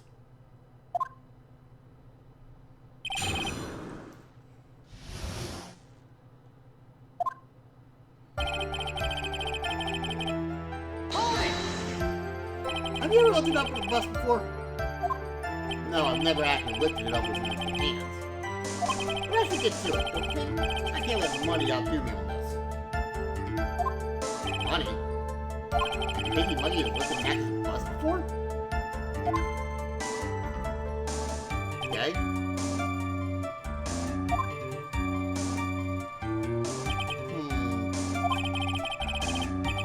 Please continue with testimony, Mr. Bingley. I have a strong upper body from working as acrobat, and only my legs were injured.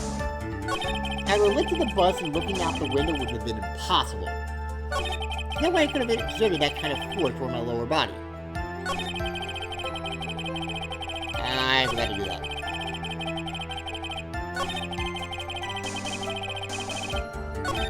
Okay, so that's the first one we did. Wait, hold on. Actually, no, it's this one. So what have you been doing to keep in shape? Well, honestly, I've given up on training. I don't have any plans to return to the trapeze or the kite-bird. You don't say. But no offense, I'm not worried about losing to you in a race or anything. Neither am I, Mr. Phoenix Wright. I wouldn't lose either, Slowpoke. I mean, Nick. Whoa, how did this discussion turn to me all of a sudden? I suppose you can say that I'm stronger than the average bear. I tell you that. And why is that? Because if I were to do that, I'd end up falling out of the window myself. Still haven't gotten much feeling back in my legs yet. So you couldn't have thrown that bus out the window.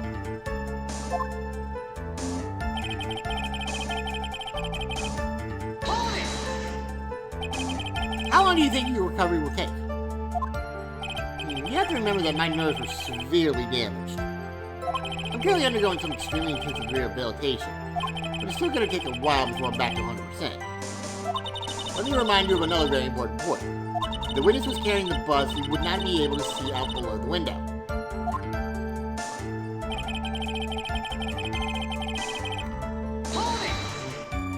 Why do you say it would be impossible? Allow me to explain. You accept that if I was carrying the bus, I couldn't see out below the window. Plus, there's no way that I would know the location of the ringmaster's head. Well, I suppose you got a point. And then, huh? What if we turn things around? Maybe if you think of it sort of like this. If he knew the location of the ringmaster's head, then he could drop the bus.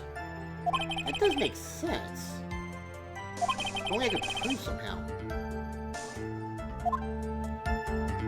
And I could view the location of the ringmaster's head without looking down.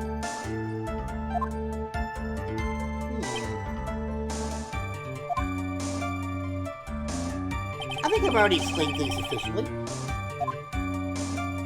But it would be unrealistic for me to drop the bus on it, don't you think?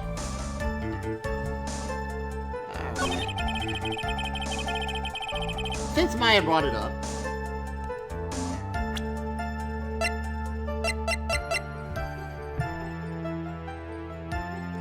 Objection!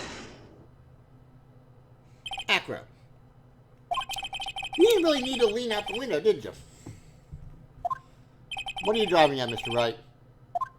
You already knew ahead of time where the ringmaster's head was going to be. Quite precisely, I may add. Objection! You're silly hinting at things is pointless, Mr. Phoenix Wright. You're not stalling. How about you show us some evidence? But I did such a good job hinting!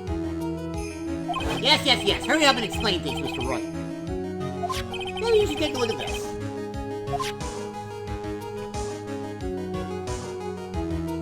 The key point here is the wooden box. The same wooden box that the victim was found hunched over. The same. The question is, who placed the wooden box here? Who? When Man and Company saw the ringmaster, they didn't see him holding the box. Which means that this wooden box was already placed at the scene of the crime. I have to admit that your theory makes a lot of sense. The moment that the bus keeps falling down is exactly the same moment the ringmaster lifted up this wooden box. Which means that the answer to all these questions is now crystal clear. You mean, if the bus were to fall upon the point marked out by the wooden box, there would be no way that it could miss the head of the victim. No! Order! It's unbelievable! Fine. Some of these loose ends are starting to tie themselves up. Now I just gotta keep going. And there's only one way to go from here. Forward. So the next question I have is, who placed that wooden box at the scene? It was Mr. Dingley, of course. He connected it to a rope, and then all he had to do was lower it down. Ow! Allow me to whip some sense into you. Ow! Mr. Phoenix Wright. Ow! Mr. Head could have been anywhere when you lifted the box. That's why the box was so specially made. Specially made? Indeed. It had the most peculiar feature.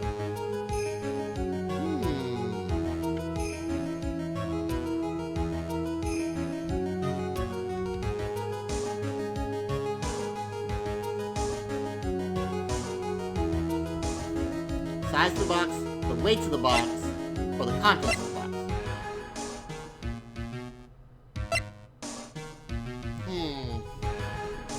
I think it's the weight, if I remember correctly.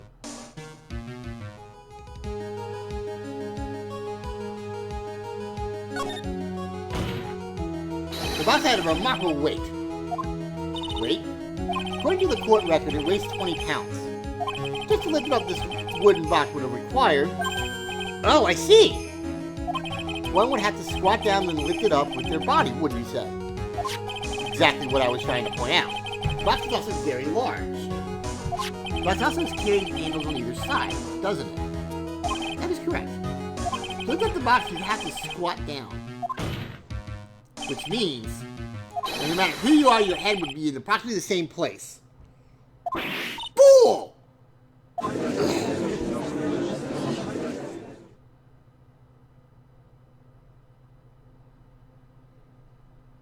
Does he even bother to listen to me anymore? I heard what you had to say. I must admit, I'm shocked at your imaginative skills. Did you do it? Did you place the wooden box in the plaza?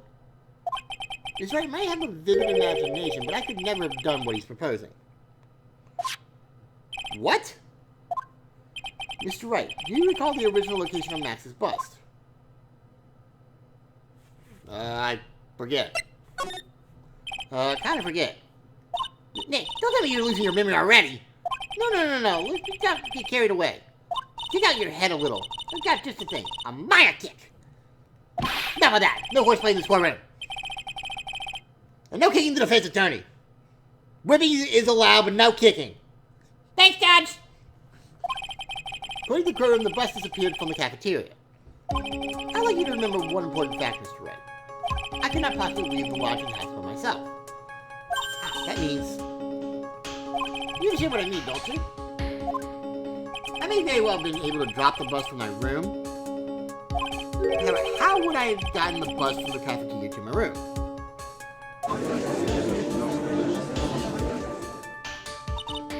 See, Mr. Phoenix, like, explain that! Don't forget, you said there was no accomplice. Arrgh. Tell us exactly how the witness would have carried the bus from the cafeteria. Yep, we definitely have a problem here. But this is no place to get perplexed. Gotta get my wits about me and prove how things happen once and for all. Alright, Mr. Wright, let's hear your explanation. How did the witness get the bus from the cafeteria back to his room? Okay. So let's think this through. Remember, he's on the 3rd floor. He was in the cafeteria, that's where the bus was.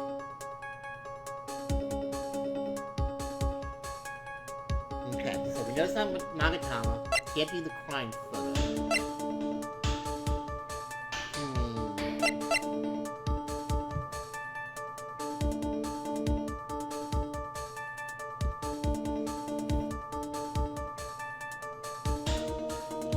Okay, so prom poster, broken bottle.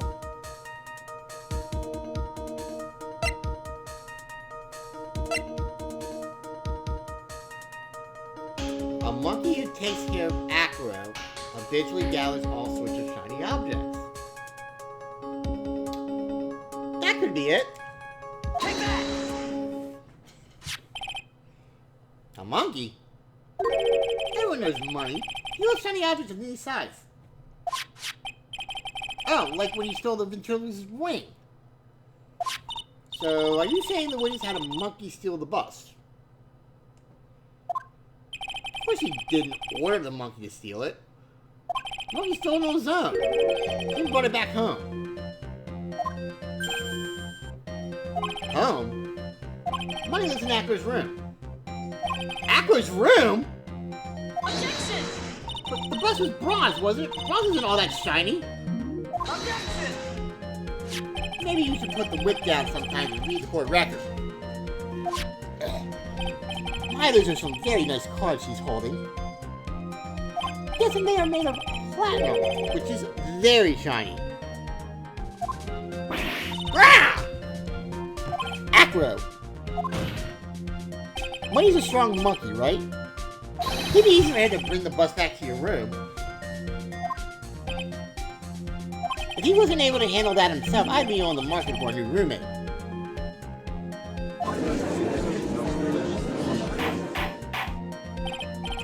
Order! Order! I said order! Miss Von Karma! Where's the bus in the question at this moment?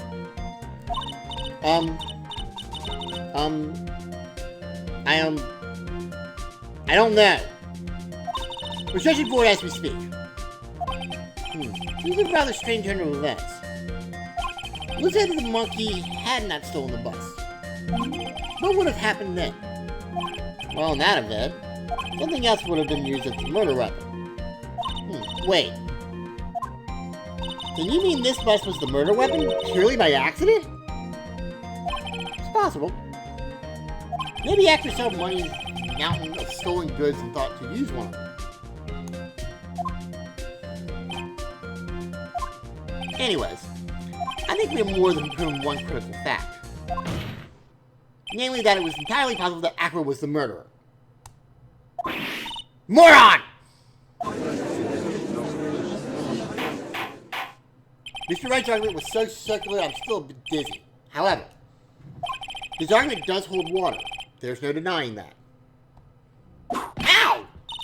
Don't you get them booed, especially by this fraud of an attorney. Fraud? You've forgotten the absolute most important thing, Mr. Phoenix Wright. And what is that? You should know. Ow! You forgot that your fraud of a magical client was spotted at the scene of the crime. Ah! There's no reason to doubt the clan's testimony. If that's true, how do you respond to that, Mr. Wright? Hey, don't let her beat you now. I won't. This is my chance to turn this trial around. Turn this trial around! When the murder occurred, there were two people at the scene of the crime. One was the victim, Russell Berry, and the other was the murderer himself. Enter this and only this, Mr. Phoenix Wright. Who was the murderer the clown saw?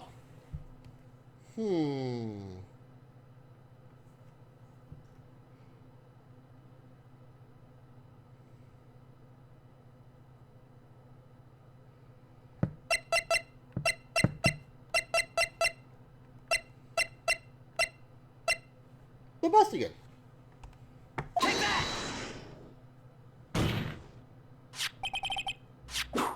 Ow!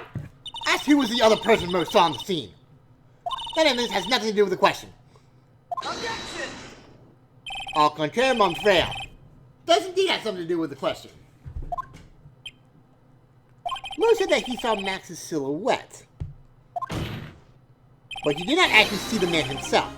It wasn't a human being he saw.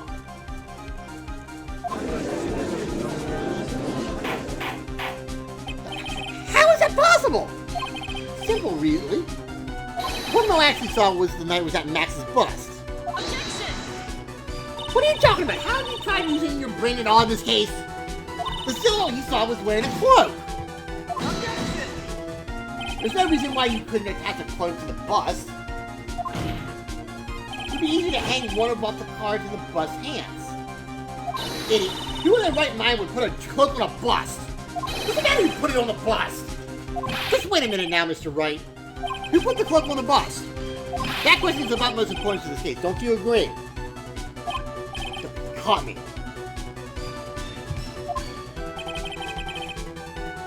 So let's have it, Mr. Wright. Who put the cloak on the bust? Willie?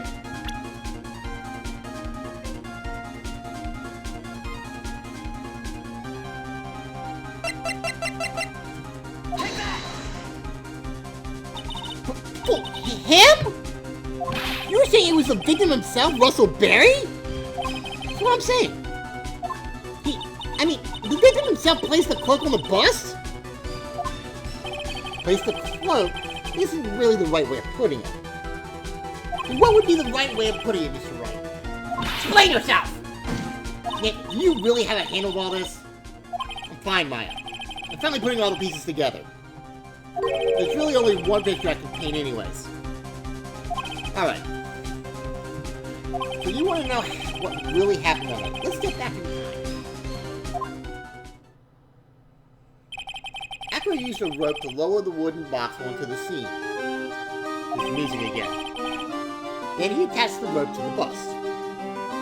And then dangled the bust out of the bedroom window directly above the wooden box. At the same time, the ringmaster told Max to wait in his room and went to the scene. Of course, at the time, the ringmaster was wearing Max's costume. Perhaps he didn't want anyone to recognize him that night. But just as he feared, he was spotted at the entrance of the lodging house by none other than a ventriloquist and his puppet, the ventrilo.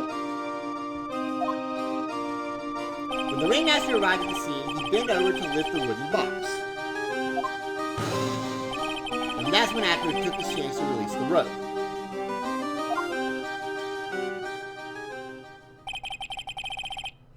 Now this is when the magic happens. And I think this is why a lot of people have issues with this case. that very instant, the bus hit the victim. And just watch.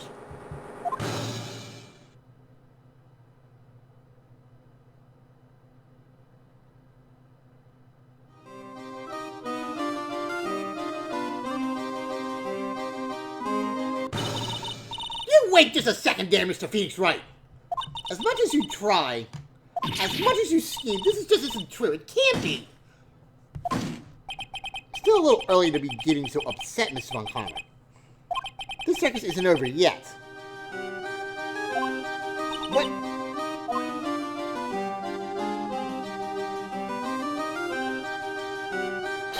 The impact of the bus from the victim threw the cloak up, which snagged onto the bust.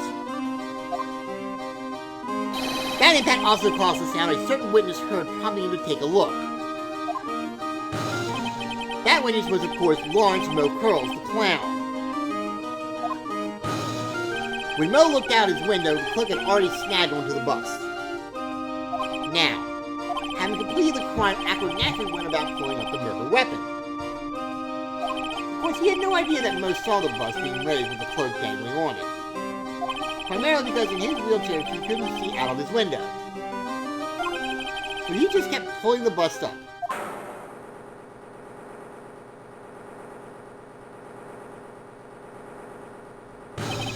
And that is how the magical murder disappearing into the sky came to be.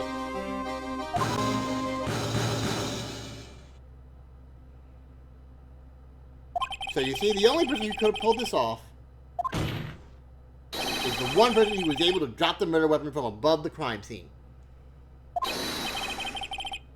Actor, it could only have been you.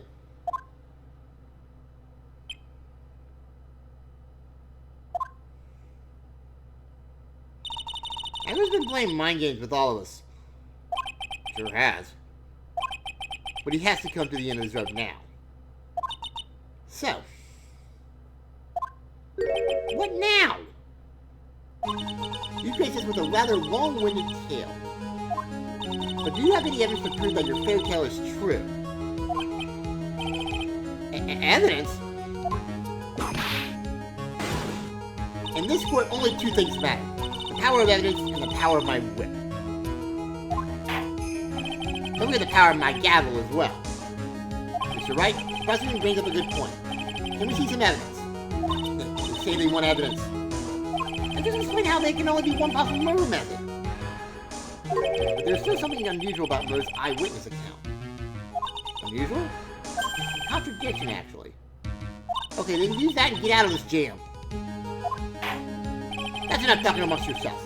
Proceed, Mr. Wright. Present some evidence to the court that backs your claims. I want hard proof that you have unraveled the trick to this magic case.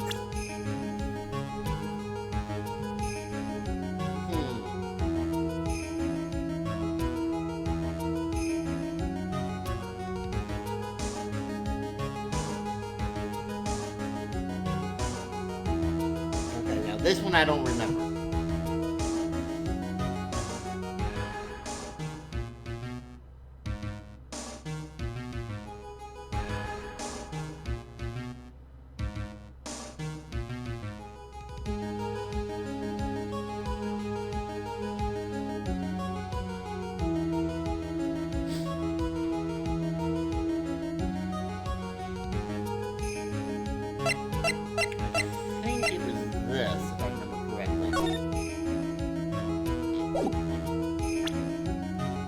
Could be that.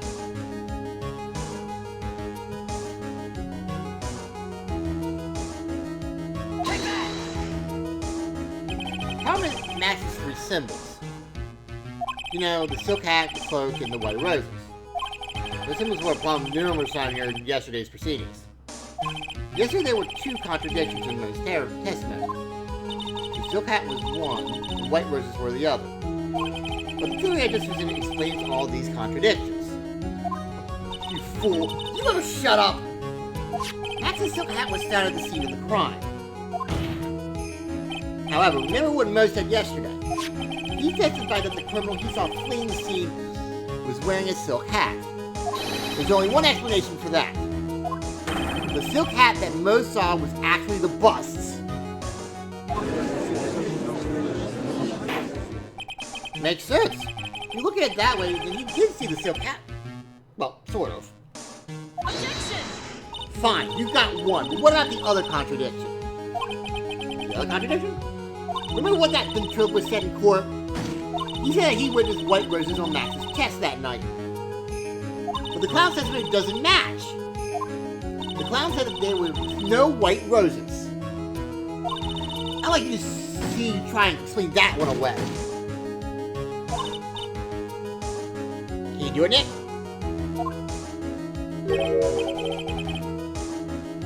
Of course I can explain all of it. What was that? Please recall the incident when the clerk snagged onto the bus. If the clerk snagged on the bus, what happened to the white roses?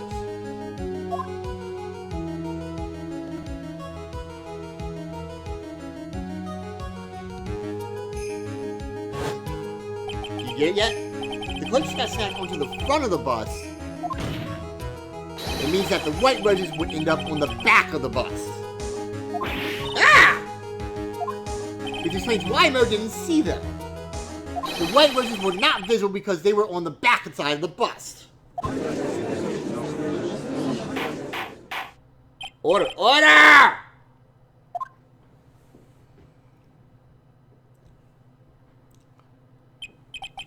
This is quite the shocking state of affairs. Mr. Wright's theory still sounds a bit absurd to me. However, let's just keep going down this road for a while and see where it leads. Let's do this, Nick. Then maybe Von Comer will finally throw in the towel.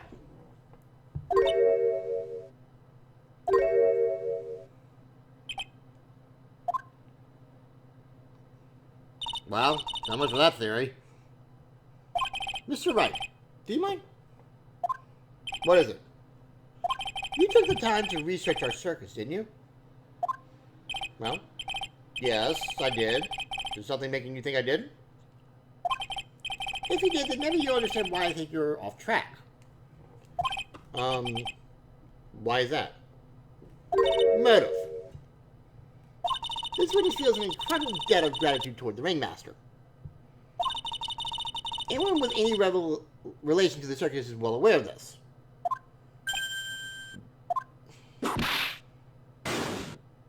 But there's absolutely no way someone like this would have killed the ringmaster.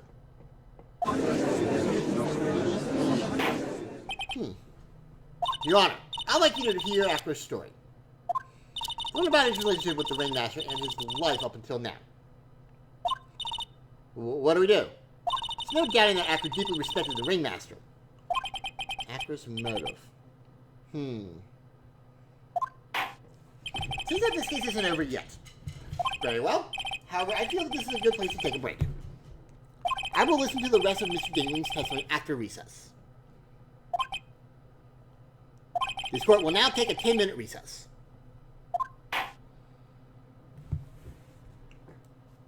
To be continued.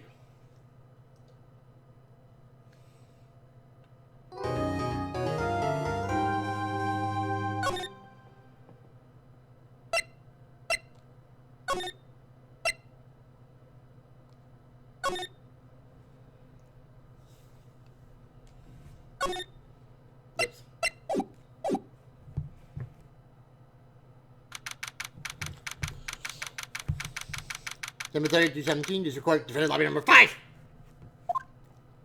Can't believe it. Acro? Pretty shocking, isn't it? Definitely is, and to think he was always the most straightforward of the group. Jesus, am I that hated?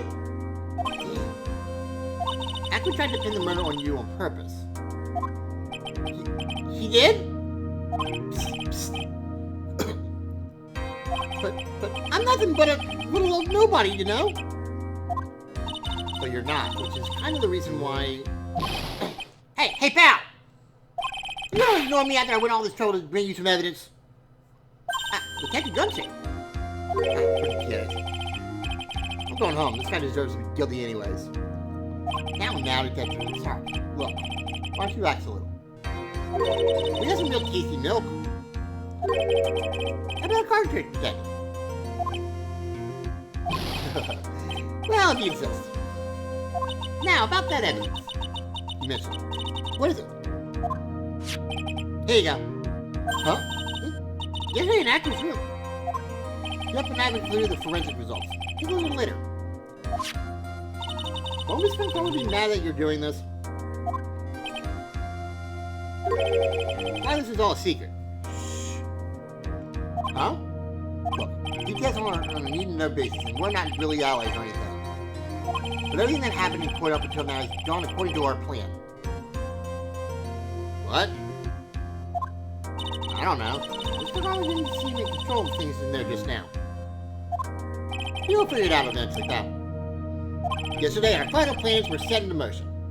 Final plans? Uh-huh. That reminds me. I got a message from the prosecutor for you. Nothing is ever truly decided until the very end. That's it. And that's it for me too, pal. I'm out of here. What do you mean by that? The very end part. I'm not sure. It's all pretty cryptic to me. Oh, one more thing.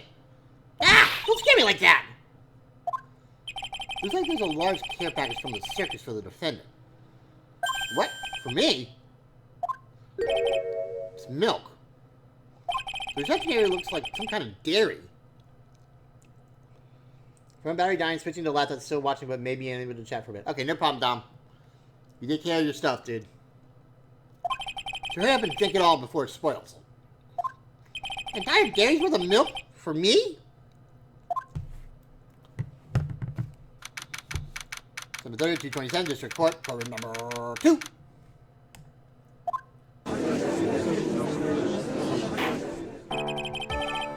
Court is now back in session.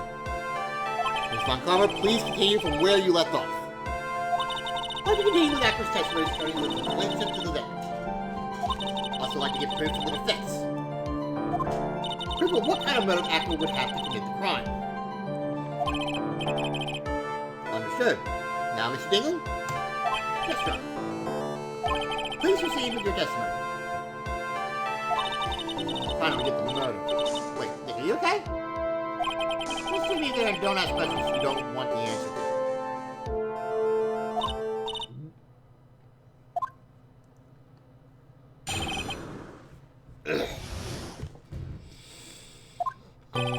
When we were little, we were forbidden by our parents. That's when the ringmaster of the Very Big Circus, Russell Berry, took us in. I became an actor at around 9 years old. I wanted to find a way to repay the ringmaster. That was my sole purpose in life.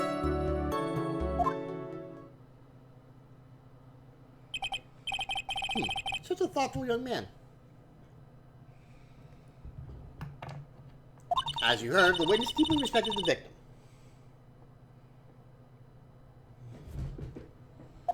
I wonder how anyone could think an actor would kill the man he held in such esteem.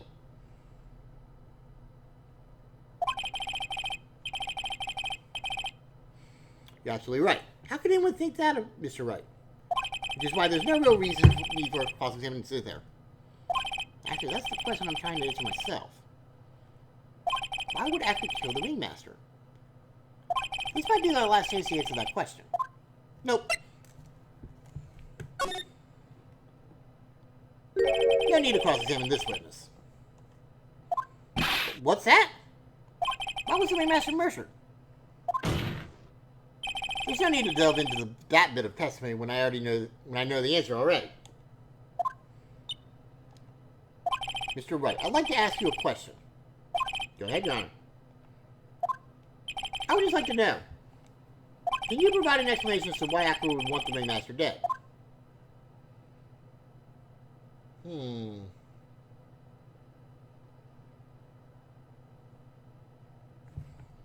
Can't provide one. Nick? Yeah, I didn't even have to think about that one.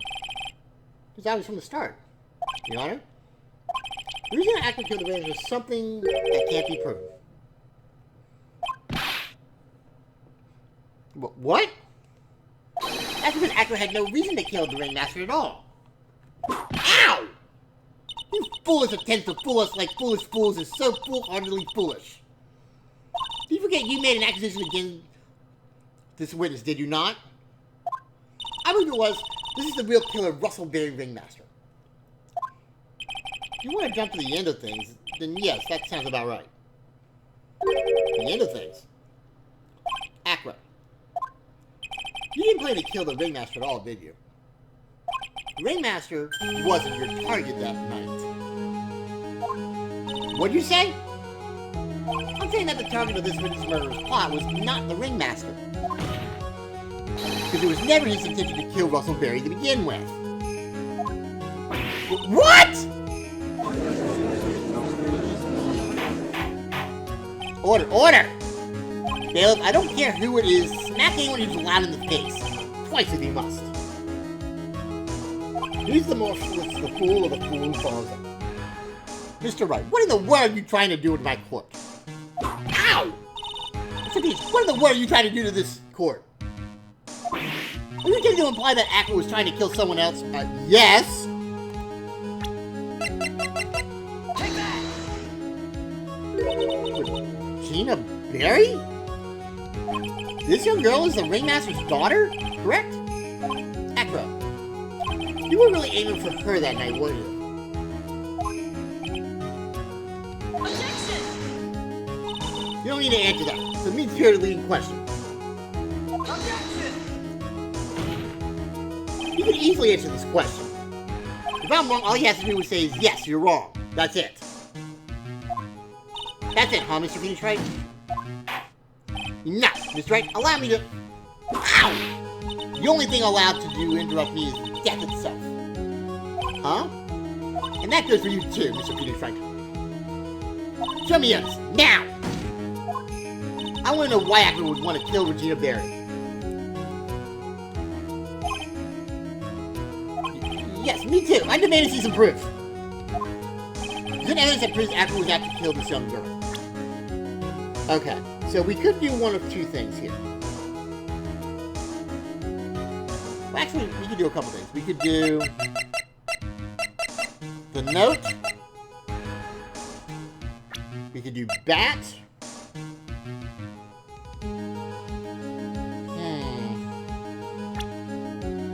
I wonder if note is probably better.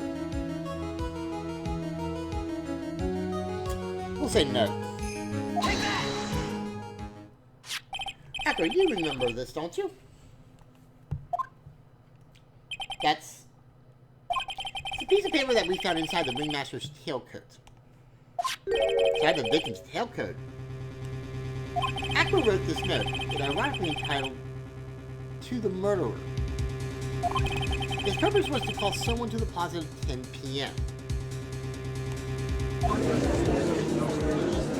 So you're saying that he called Russell Berry with that note? Yes, but there's just one little problem. Problem? Aqua did indeed place this note into someone's pocket. However, that someone was not the Ringmaster. You mean, it wasn't for the... That's exactly what I mean. The person this note was intended for was none other than Regina Berry.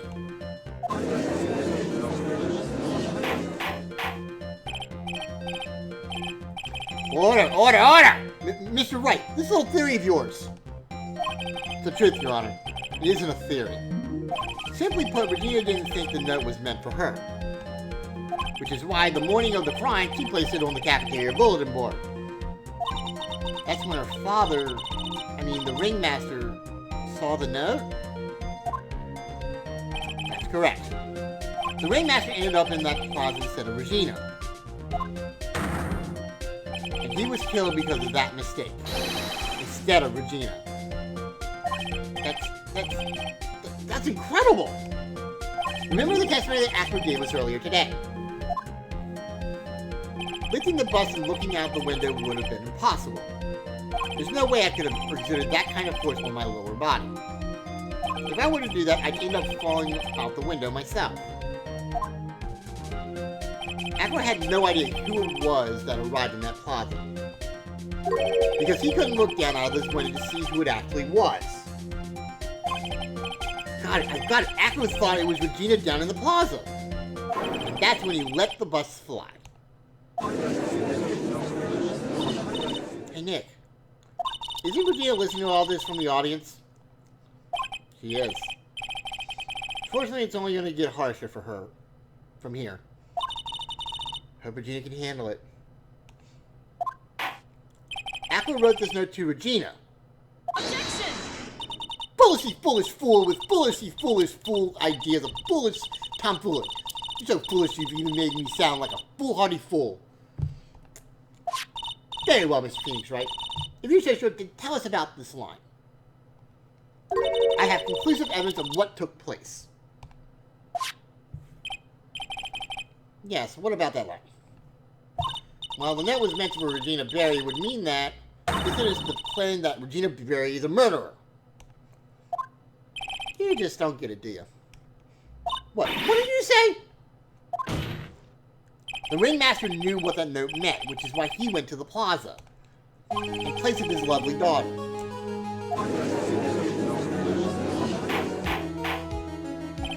Hold it right there, Mr. Wright. What is this incident that is alluded to in the note? It was 6 months ago. I have no idea. It occurred 6 months ago. And now I'm more than ready to show this for what happened at that time. Moron! Wait, are you sure that it relates to the present case? It does indeed, Your Honor. Everything in this case has its start. Everything in this case has its start in what happened 6 months ago. Really? I think so. Well then, if that's the case, hurry up and tell us about it.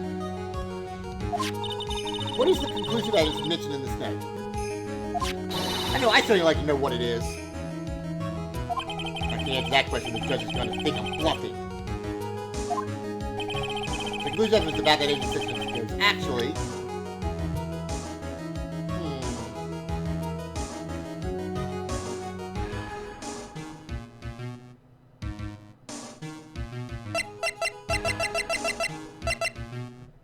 Ironically.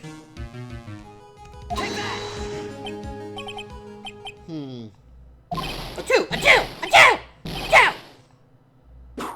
Achoo! What kind of spicy joke is this, Mr. Phoenix Wright? Isn't a joke at all. The sentence that you talk about. What do you mean? Recall that the victim was trying to take the wooden box away with him? He was doing it so because this piece of decisive evidence is what was inside. Another unbelievable conclusion. Very well, Ms. Wright. So what exactly are you saying? Are you claiming Regina Berry killed someone with a small bottle of pepper? Taking the note into account, that's the only logical conclusion you can draw. Objection! Foolish fool who never tires of his own foolish ways. Are you sure, Mr. Phoenix Wright, can answer this question? Who was Regina Berry's intended victim? Take that! Who is this? That is Aqua's younger brother. Objection! What does this prove? His younger brother isn't dead. Technically, that's true. However, Bat has been in a coma for 6 months now. It's not a stretch to see how Aqua could feel that his brother is dead.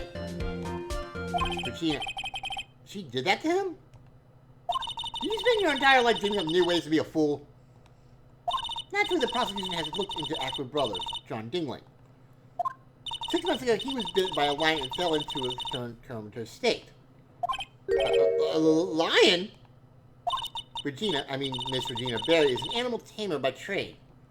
However, no tamed animal in that position is ever trained to attack another human. He wouldn't understand the commands. Or Miss Regina could never do something like that. It's just not in her.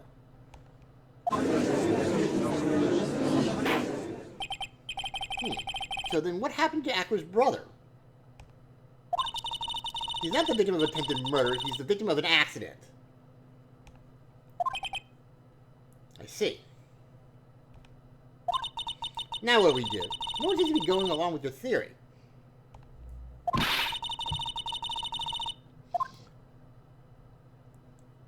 It's more than that. Do I lion biting Bat was no accident at all. What? Such an amateur, Mr. Phoenix Wright. There's no way that Regina would ever incite her lion to attack another human being. She may not have incited the lion to attack another human being, but Regina is responsible for making the lion bite Acro's brother Bat. Take that! That's just a scarf. Acro. This scarf is something that Bat used to wear, correct? That's right. And who is the one that gave this scarf to Bat? Regina. Regina gave it to him. Regina? There's something more than just blood on this scarf, Your Honor. And what might that be? Pepper. Pepper? Pepper. Regina gave this scarf to Bat right before the accident, and she covered it with as much pepper as she could.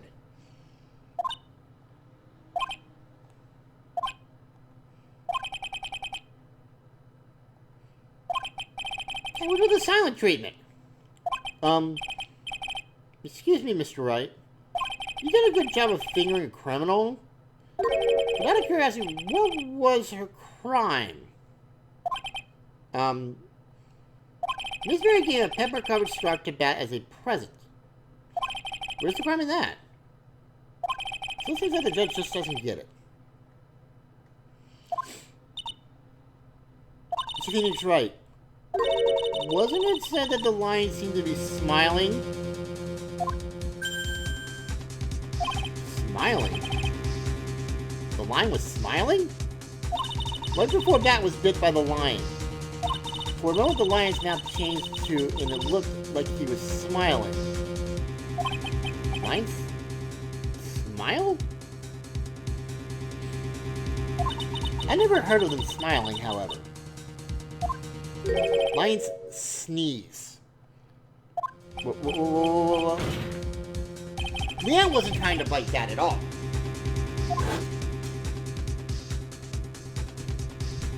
In reality, all he actually did was sneeze.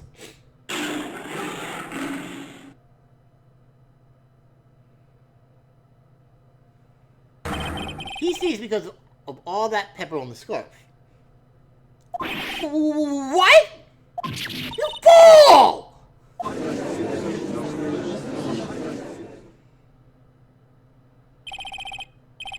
You've got to be kidding me! Objection! What's the matter, Miss Von Karma? I object. For objection's sake. Mr. Phoenix Wright, you believe it? You really intend to say that this is how the joke of an accident actually happened? Of course I do, it's the truth. The lion sneezed due to the pepper, and that's when Bat lost consciousness. Acro nearly lost his brother due to this accident, or this joke as you put it. Which is why he tried to get his revenge against Regina. You foolish idiot. It almost does seem like a terrible joke, doesn't it? Once again, I'm impressed by your imagination, Mr. Wright. To think that there's someone who treats this action with the respect it deserves. Are you telling me that what I said was true? Acro, you can't be witness! Are you confirming the judge's claim? Mr. Wright. Unfortunately, your imagination is not enough to find me guilty of murder. What do you mean by that? The pepper, the scarf, the lion. I see where you're going. It's a bit hard to swallow. Not to mention the fact that there's an even bigger problem with the theory. What would that problem be? Same problem it's always been. Evidence. If I drop Max's buzz from top of the Ringmaster, where's the evidence that proves that claim?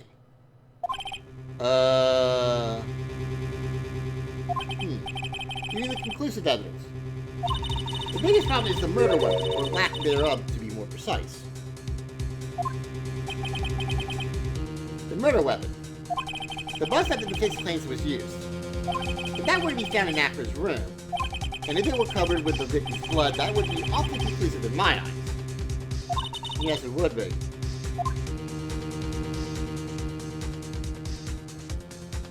The bus. Nick, you gotta do something. This is the last step. If I get this one right, the case is won.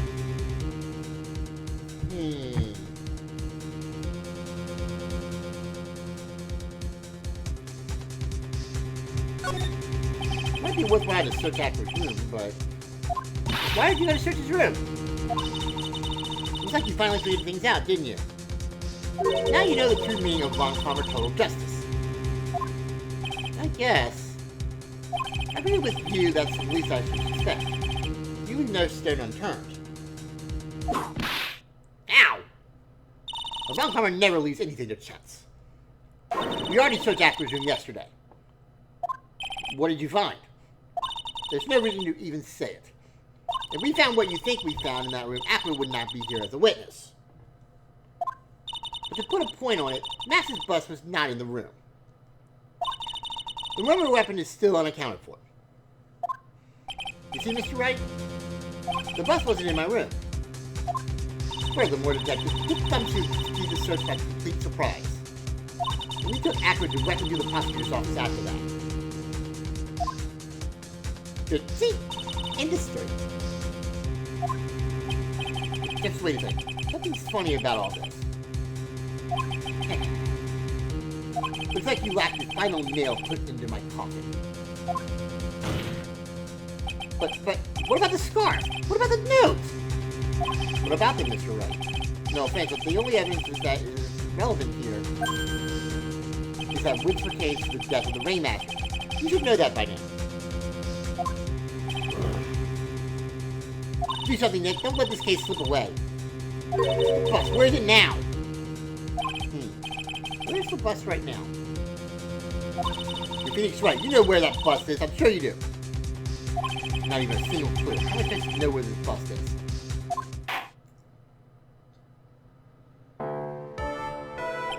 Seems this case is coming to a close.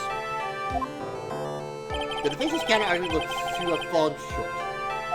Good. See? Thank you for your support.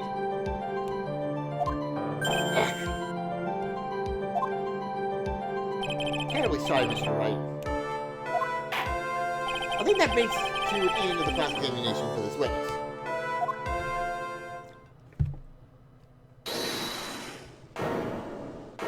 Hold it! Where's Max's bust? The defense needs time to prepare to present its case. Sorry, I'm a bit nervous and I just bit my tongue. Huh? What?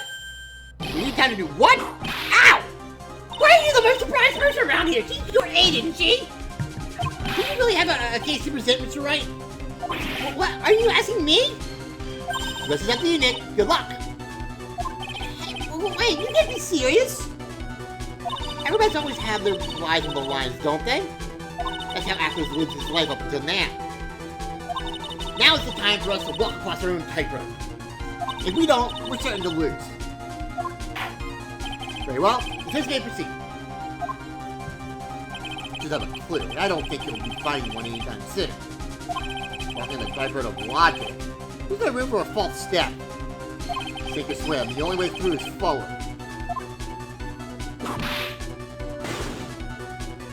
The murder weapon. Where's Max's bus now? Alright. So, somewhere in the lodging house, somewhere in the big car, somewhere in this courtroom. Well, we know that she searched the house, the room. So, my bet is it wouldn't be anywhere on the surface.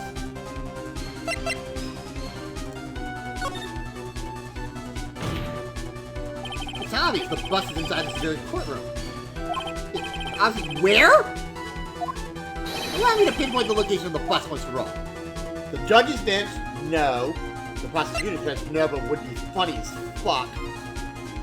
The witness stand. Acro, I'm trying to ask this, but do you mind if I take that blanket off your wheelchair?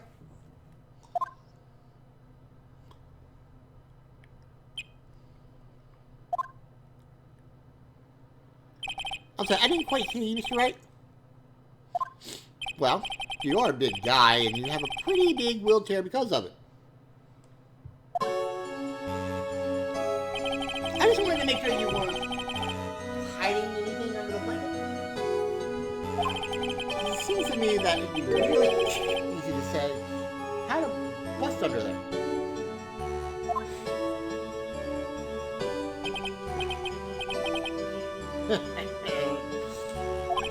Once again, you're picking for humor. Picky wear cartons, right? I think it's pretty amazing that you can laugh in your position. However, your lightheartedness doesn't change the fact that your bus is under there. We all know that you can't leave the lodging house by yourself in your condition. That proved inconvenient when Miss Cotton Palmer happened to search your room yesterday. If she had found the murder weapon in your room, it would have been all over. Which is why you had to hide it. And the only place that you could hide it, under your wheelchair. Which is why, Acro, I have to ask you again. Would you please remove the blanket from your lap?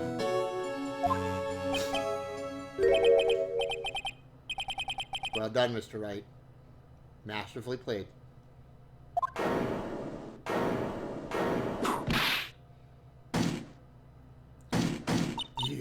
You fool! How could you?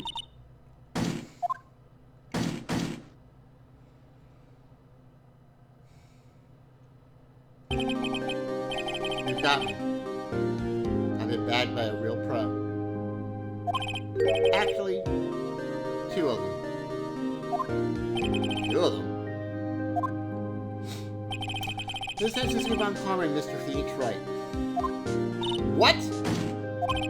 There's just one thing I'd like to know. How did you know to launch a surprise search on my room last night? There were two pieces of decisive evidence. The cloak and the bust. I burned the cloak in my room and threw the ashes away with the trash. Gina always took my trash out every morning, you know. But the bust, obviously I couldn't throw that away. When you executed your search, all I could do was try and hide the bust.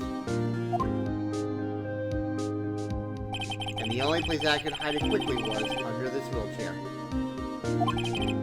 Miss Von Palmer, you had things all figured out, didn't you? Completely sucked in by your calculated strategy. And now to be caught in the middle of court hiding the murder weapon. There's no way I can escape that. So you've got me. Well done, Mr. Wright. Well done, Miss Von Palmer. It all makes sense now. I can't believe that Von Palmer thought that far ahead. It's amazing. Uh-huh. You definitely couldn't tell by looking at her. I know I sure couldn't. Can't believe it. Me. Make a mistake? Why did I order such a surprise search of your room? If only I hadn't done that.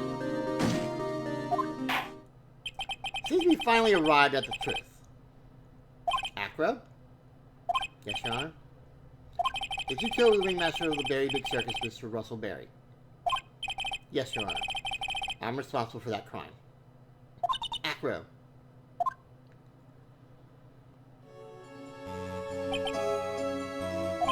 All my brother wanted was for Regina to like him. That's why he teased her.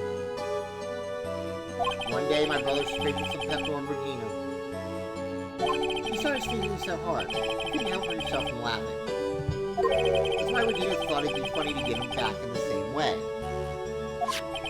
And that's why she covered his scarf with pepper. I know she didn't mean for anything bad to happen. I know this. She just wanted to make my brother sneeze a few times, too.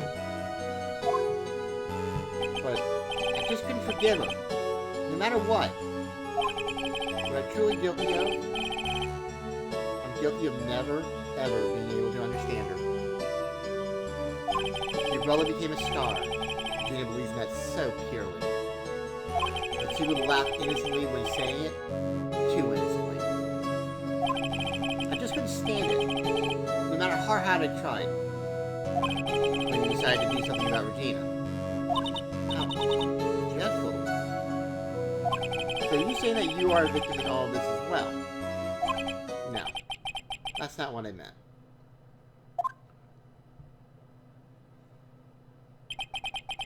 I'm nothing but a murderer. That's who I am. At first I thought I'd kill myself. Then I pondered giving myself up. But I couldn't just up and leave. I just couldn't. Not yet. That's why I tried to pin this on Max. Max, I'm so sorry. I just couldn't up and leave it.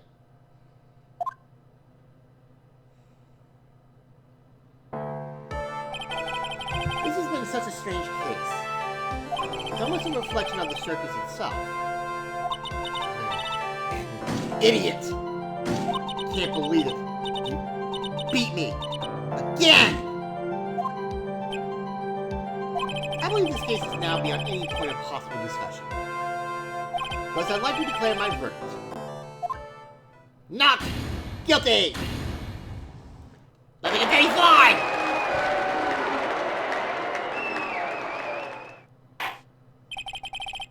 Court is adjourned.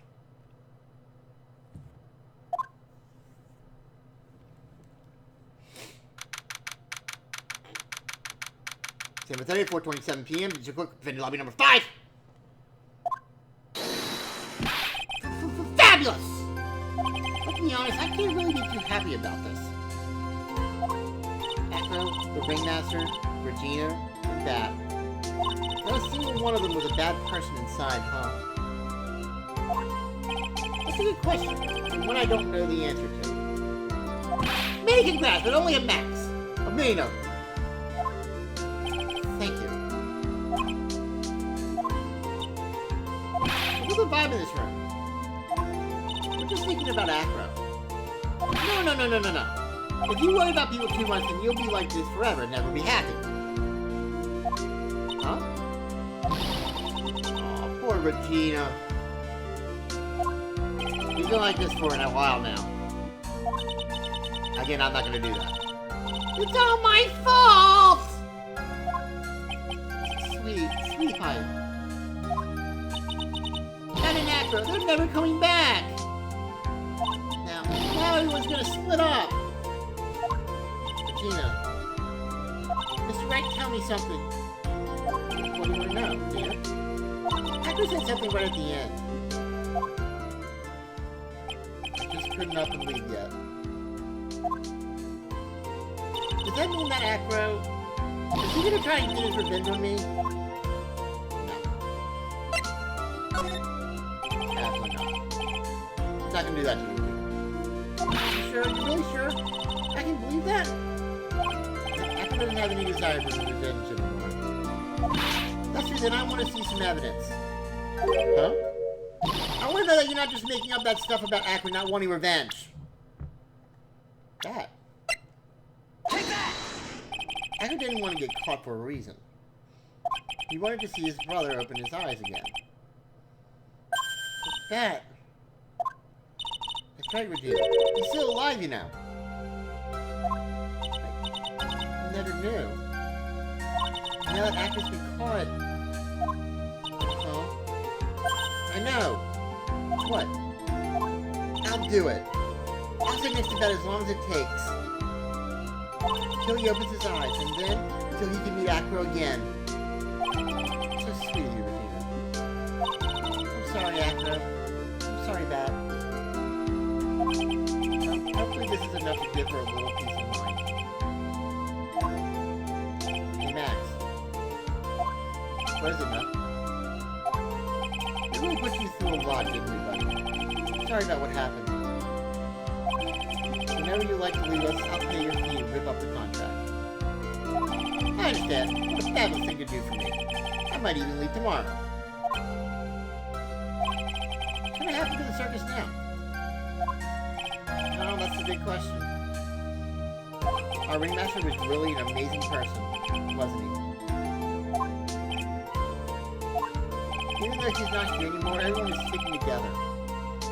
The staff, the performers, no one wants to leave the circus. That's why I made a decision. What is it? I decided that I will take over as the new ringmaster. I'll turn this circus into the best circus this world has ever seen. The best circus the world has ever seen.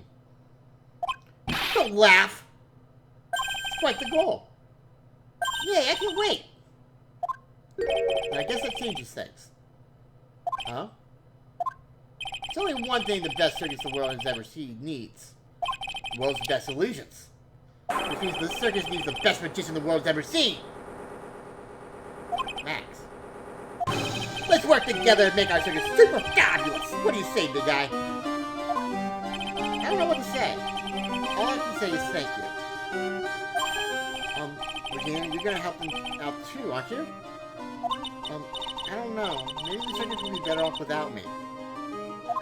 What are you talking about, Regina? Why do you think that I brought you to court today? We've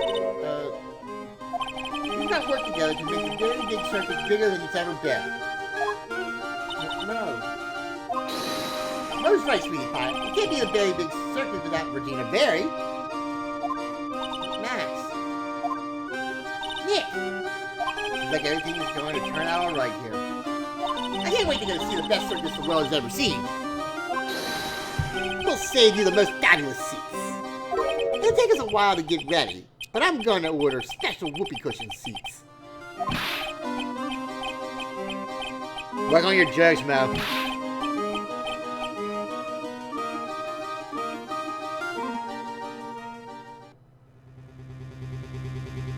I see. What made the case?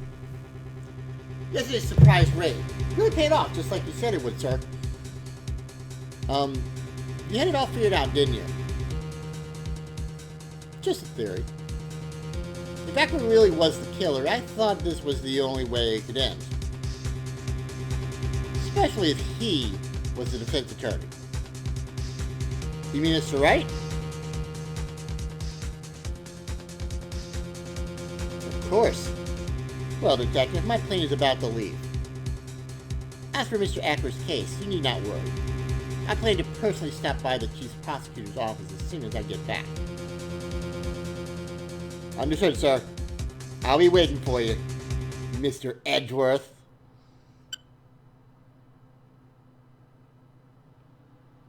Come on, we all knew he was alive, dude. Ever since they turned back the top, the end!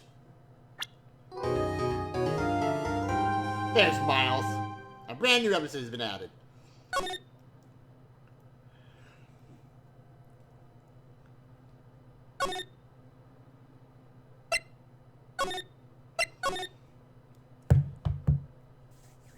Now, if this third episode was one of the worst cases of the trilogy, this last one is one of the best. A lot of people have this next case as their favorite case of the trilogy. I have this as my number 2 case personally, because my favorite case is the last case in the last game. This is a really, really good case, and interesting how it's done. Gets a little... Well, you saw the end of Tales of Arise, but it gets a little interesting toward the end, which brings it down for me. But it's a very good case. Farewell, my turnabouts. Very, very interesting case coming up. We were going to save that for Monday. So, depending on how my voice is acting, luckily it was pretty good today, we'll be back Wednesday or Friday. And the next game we're going to be playing is Lost Judgment. That's right, we finally finished Tales of Arise. Finally. So, next time you see me will be Lost Judgment either Wednesday or Friday. And I'm thinking about adding a third game. I don't know yet. we'll go into, like I said, this week for sure going to be Lost Judgment. And then we'll see how it turns out. Might go into a third game. Have something in mind for that third game. For us. But we'll just take it from there. So that's going to go ahead and do it for me tonight. Special thanks to Winter Soldier. Also special thanks to Dom McLean. Dom, if you're still here, thanks for coming back to us. Hope you enjoyed your vacation with everything. I hope you stay around for a while here. We will see everybody either Wednesday or Friday. Be kind to yourselves. Be kind to your families. Good night. Good gaming. Take care, everyone.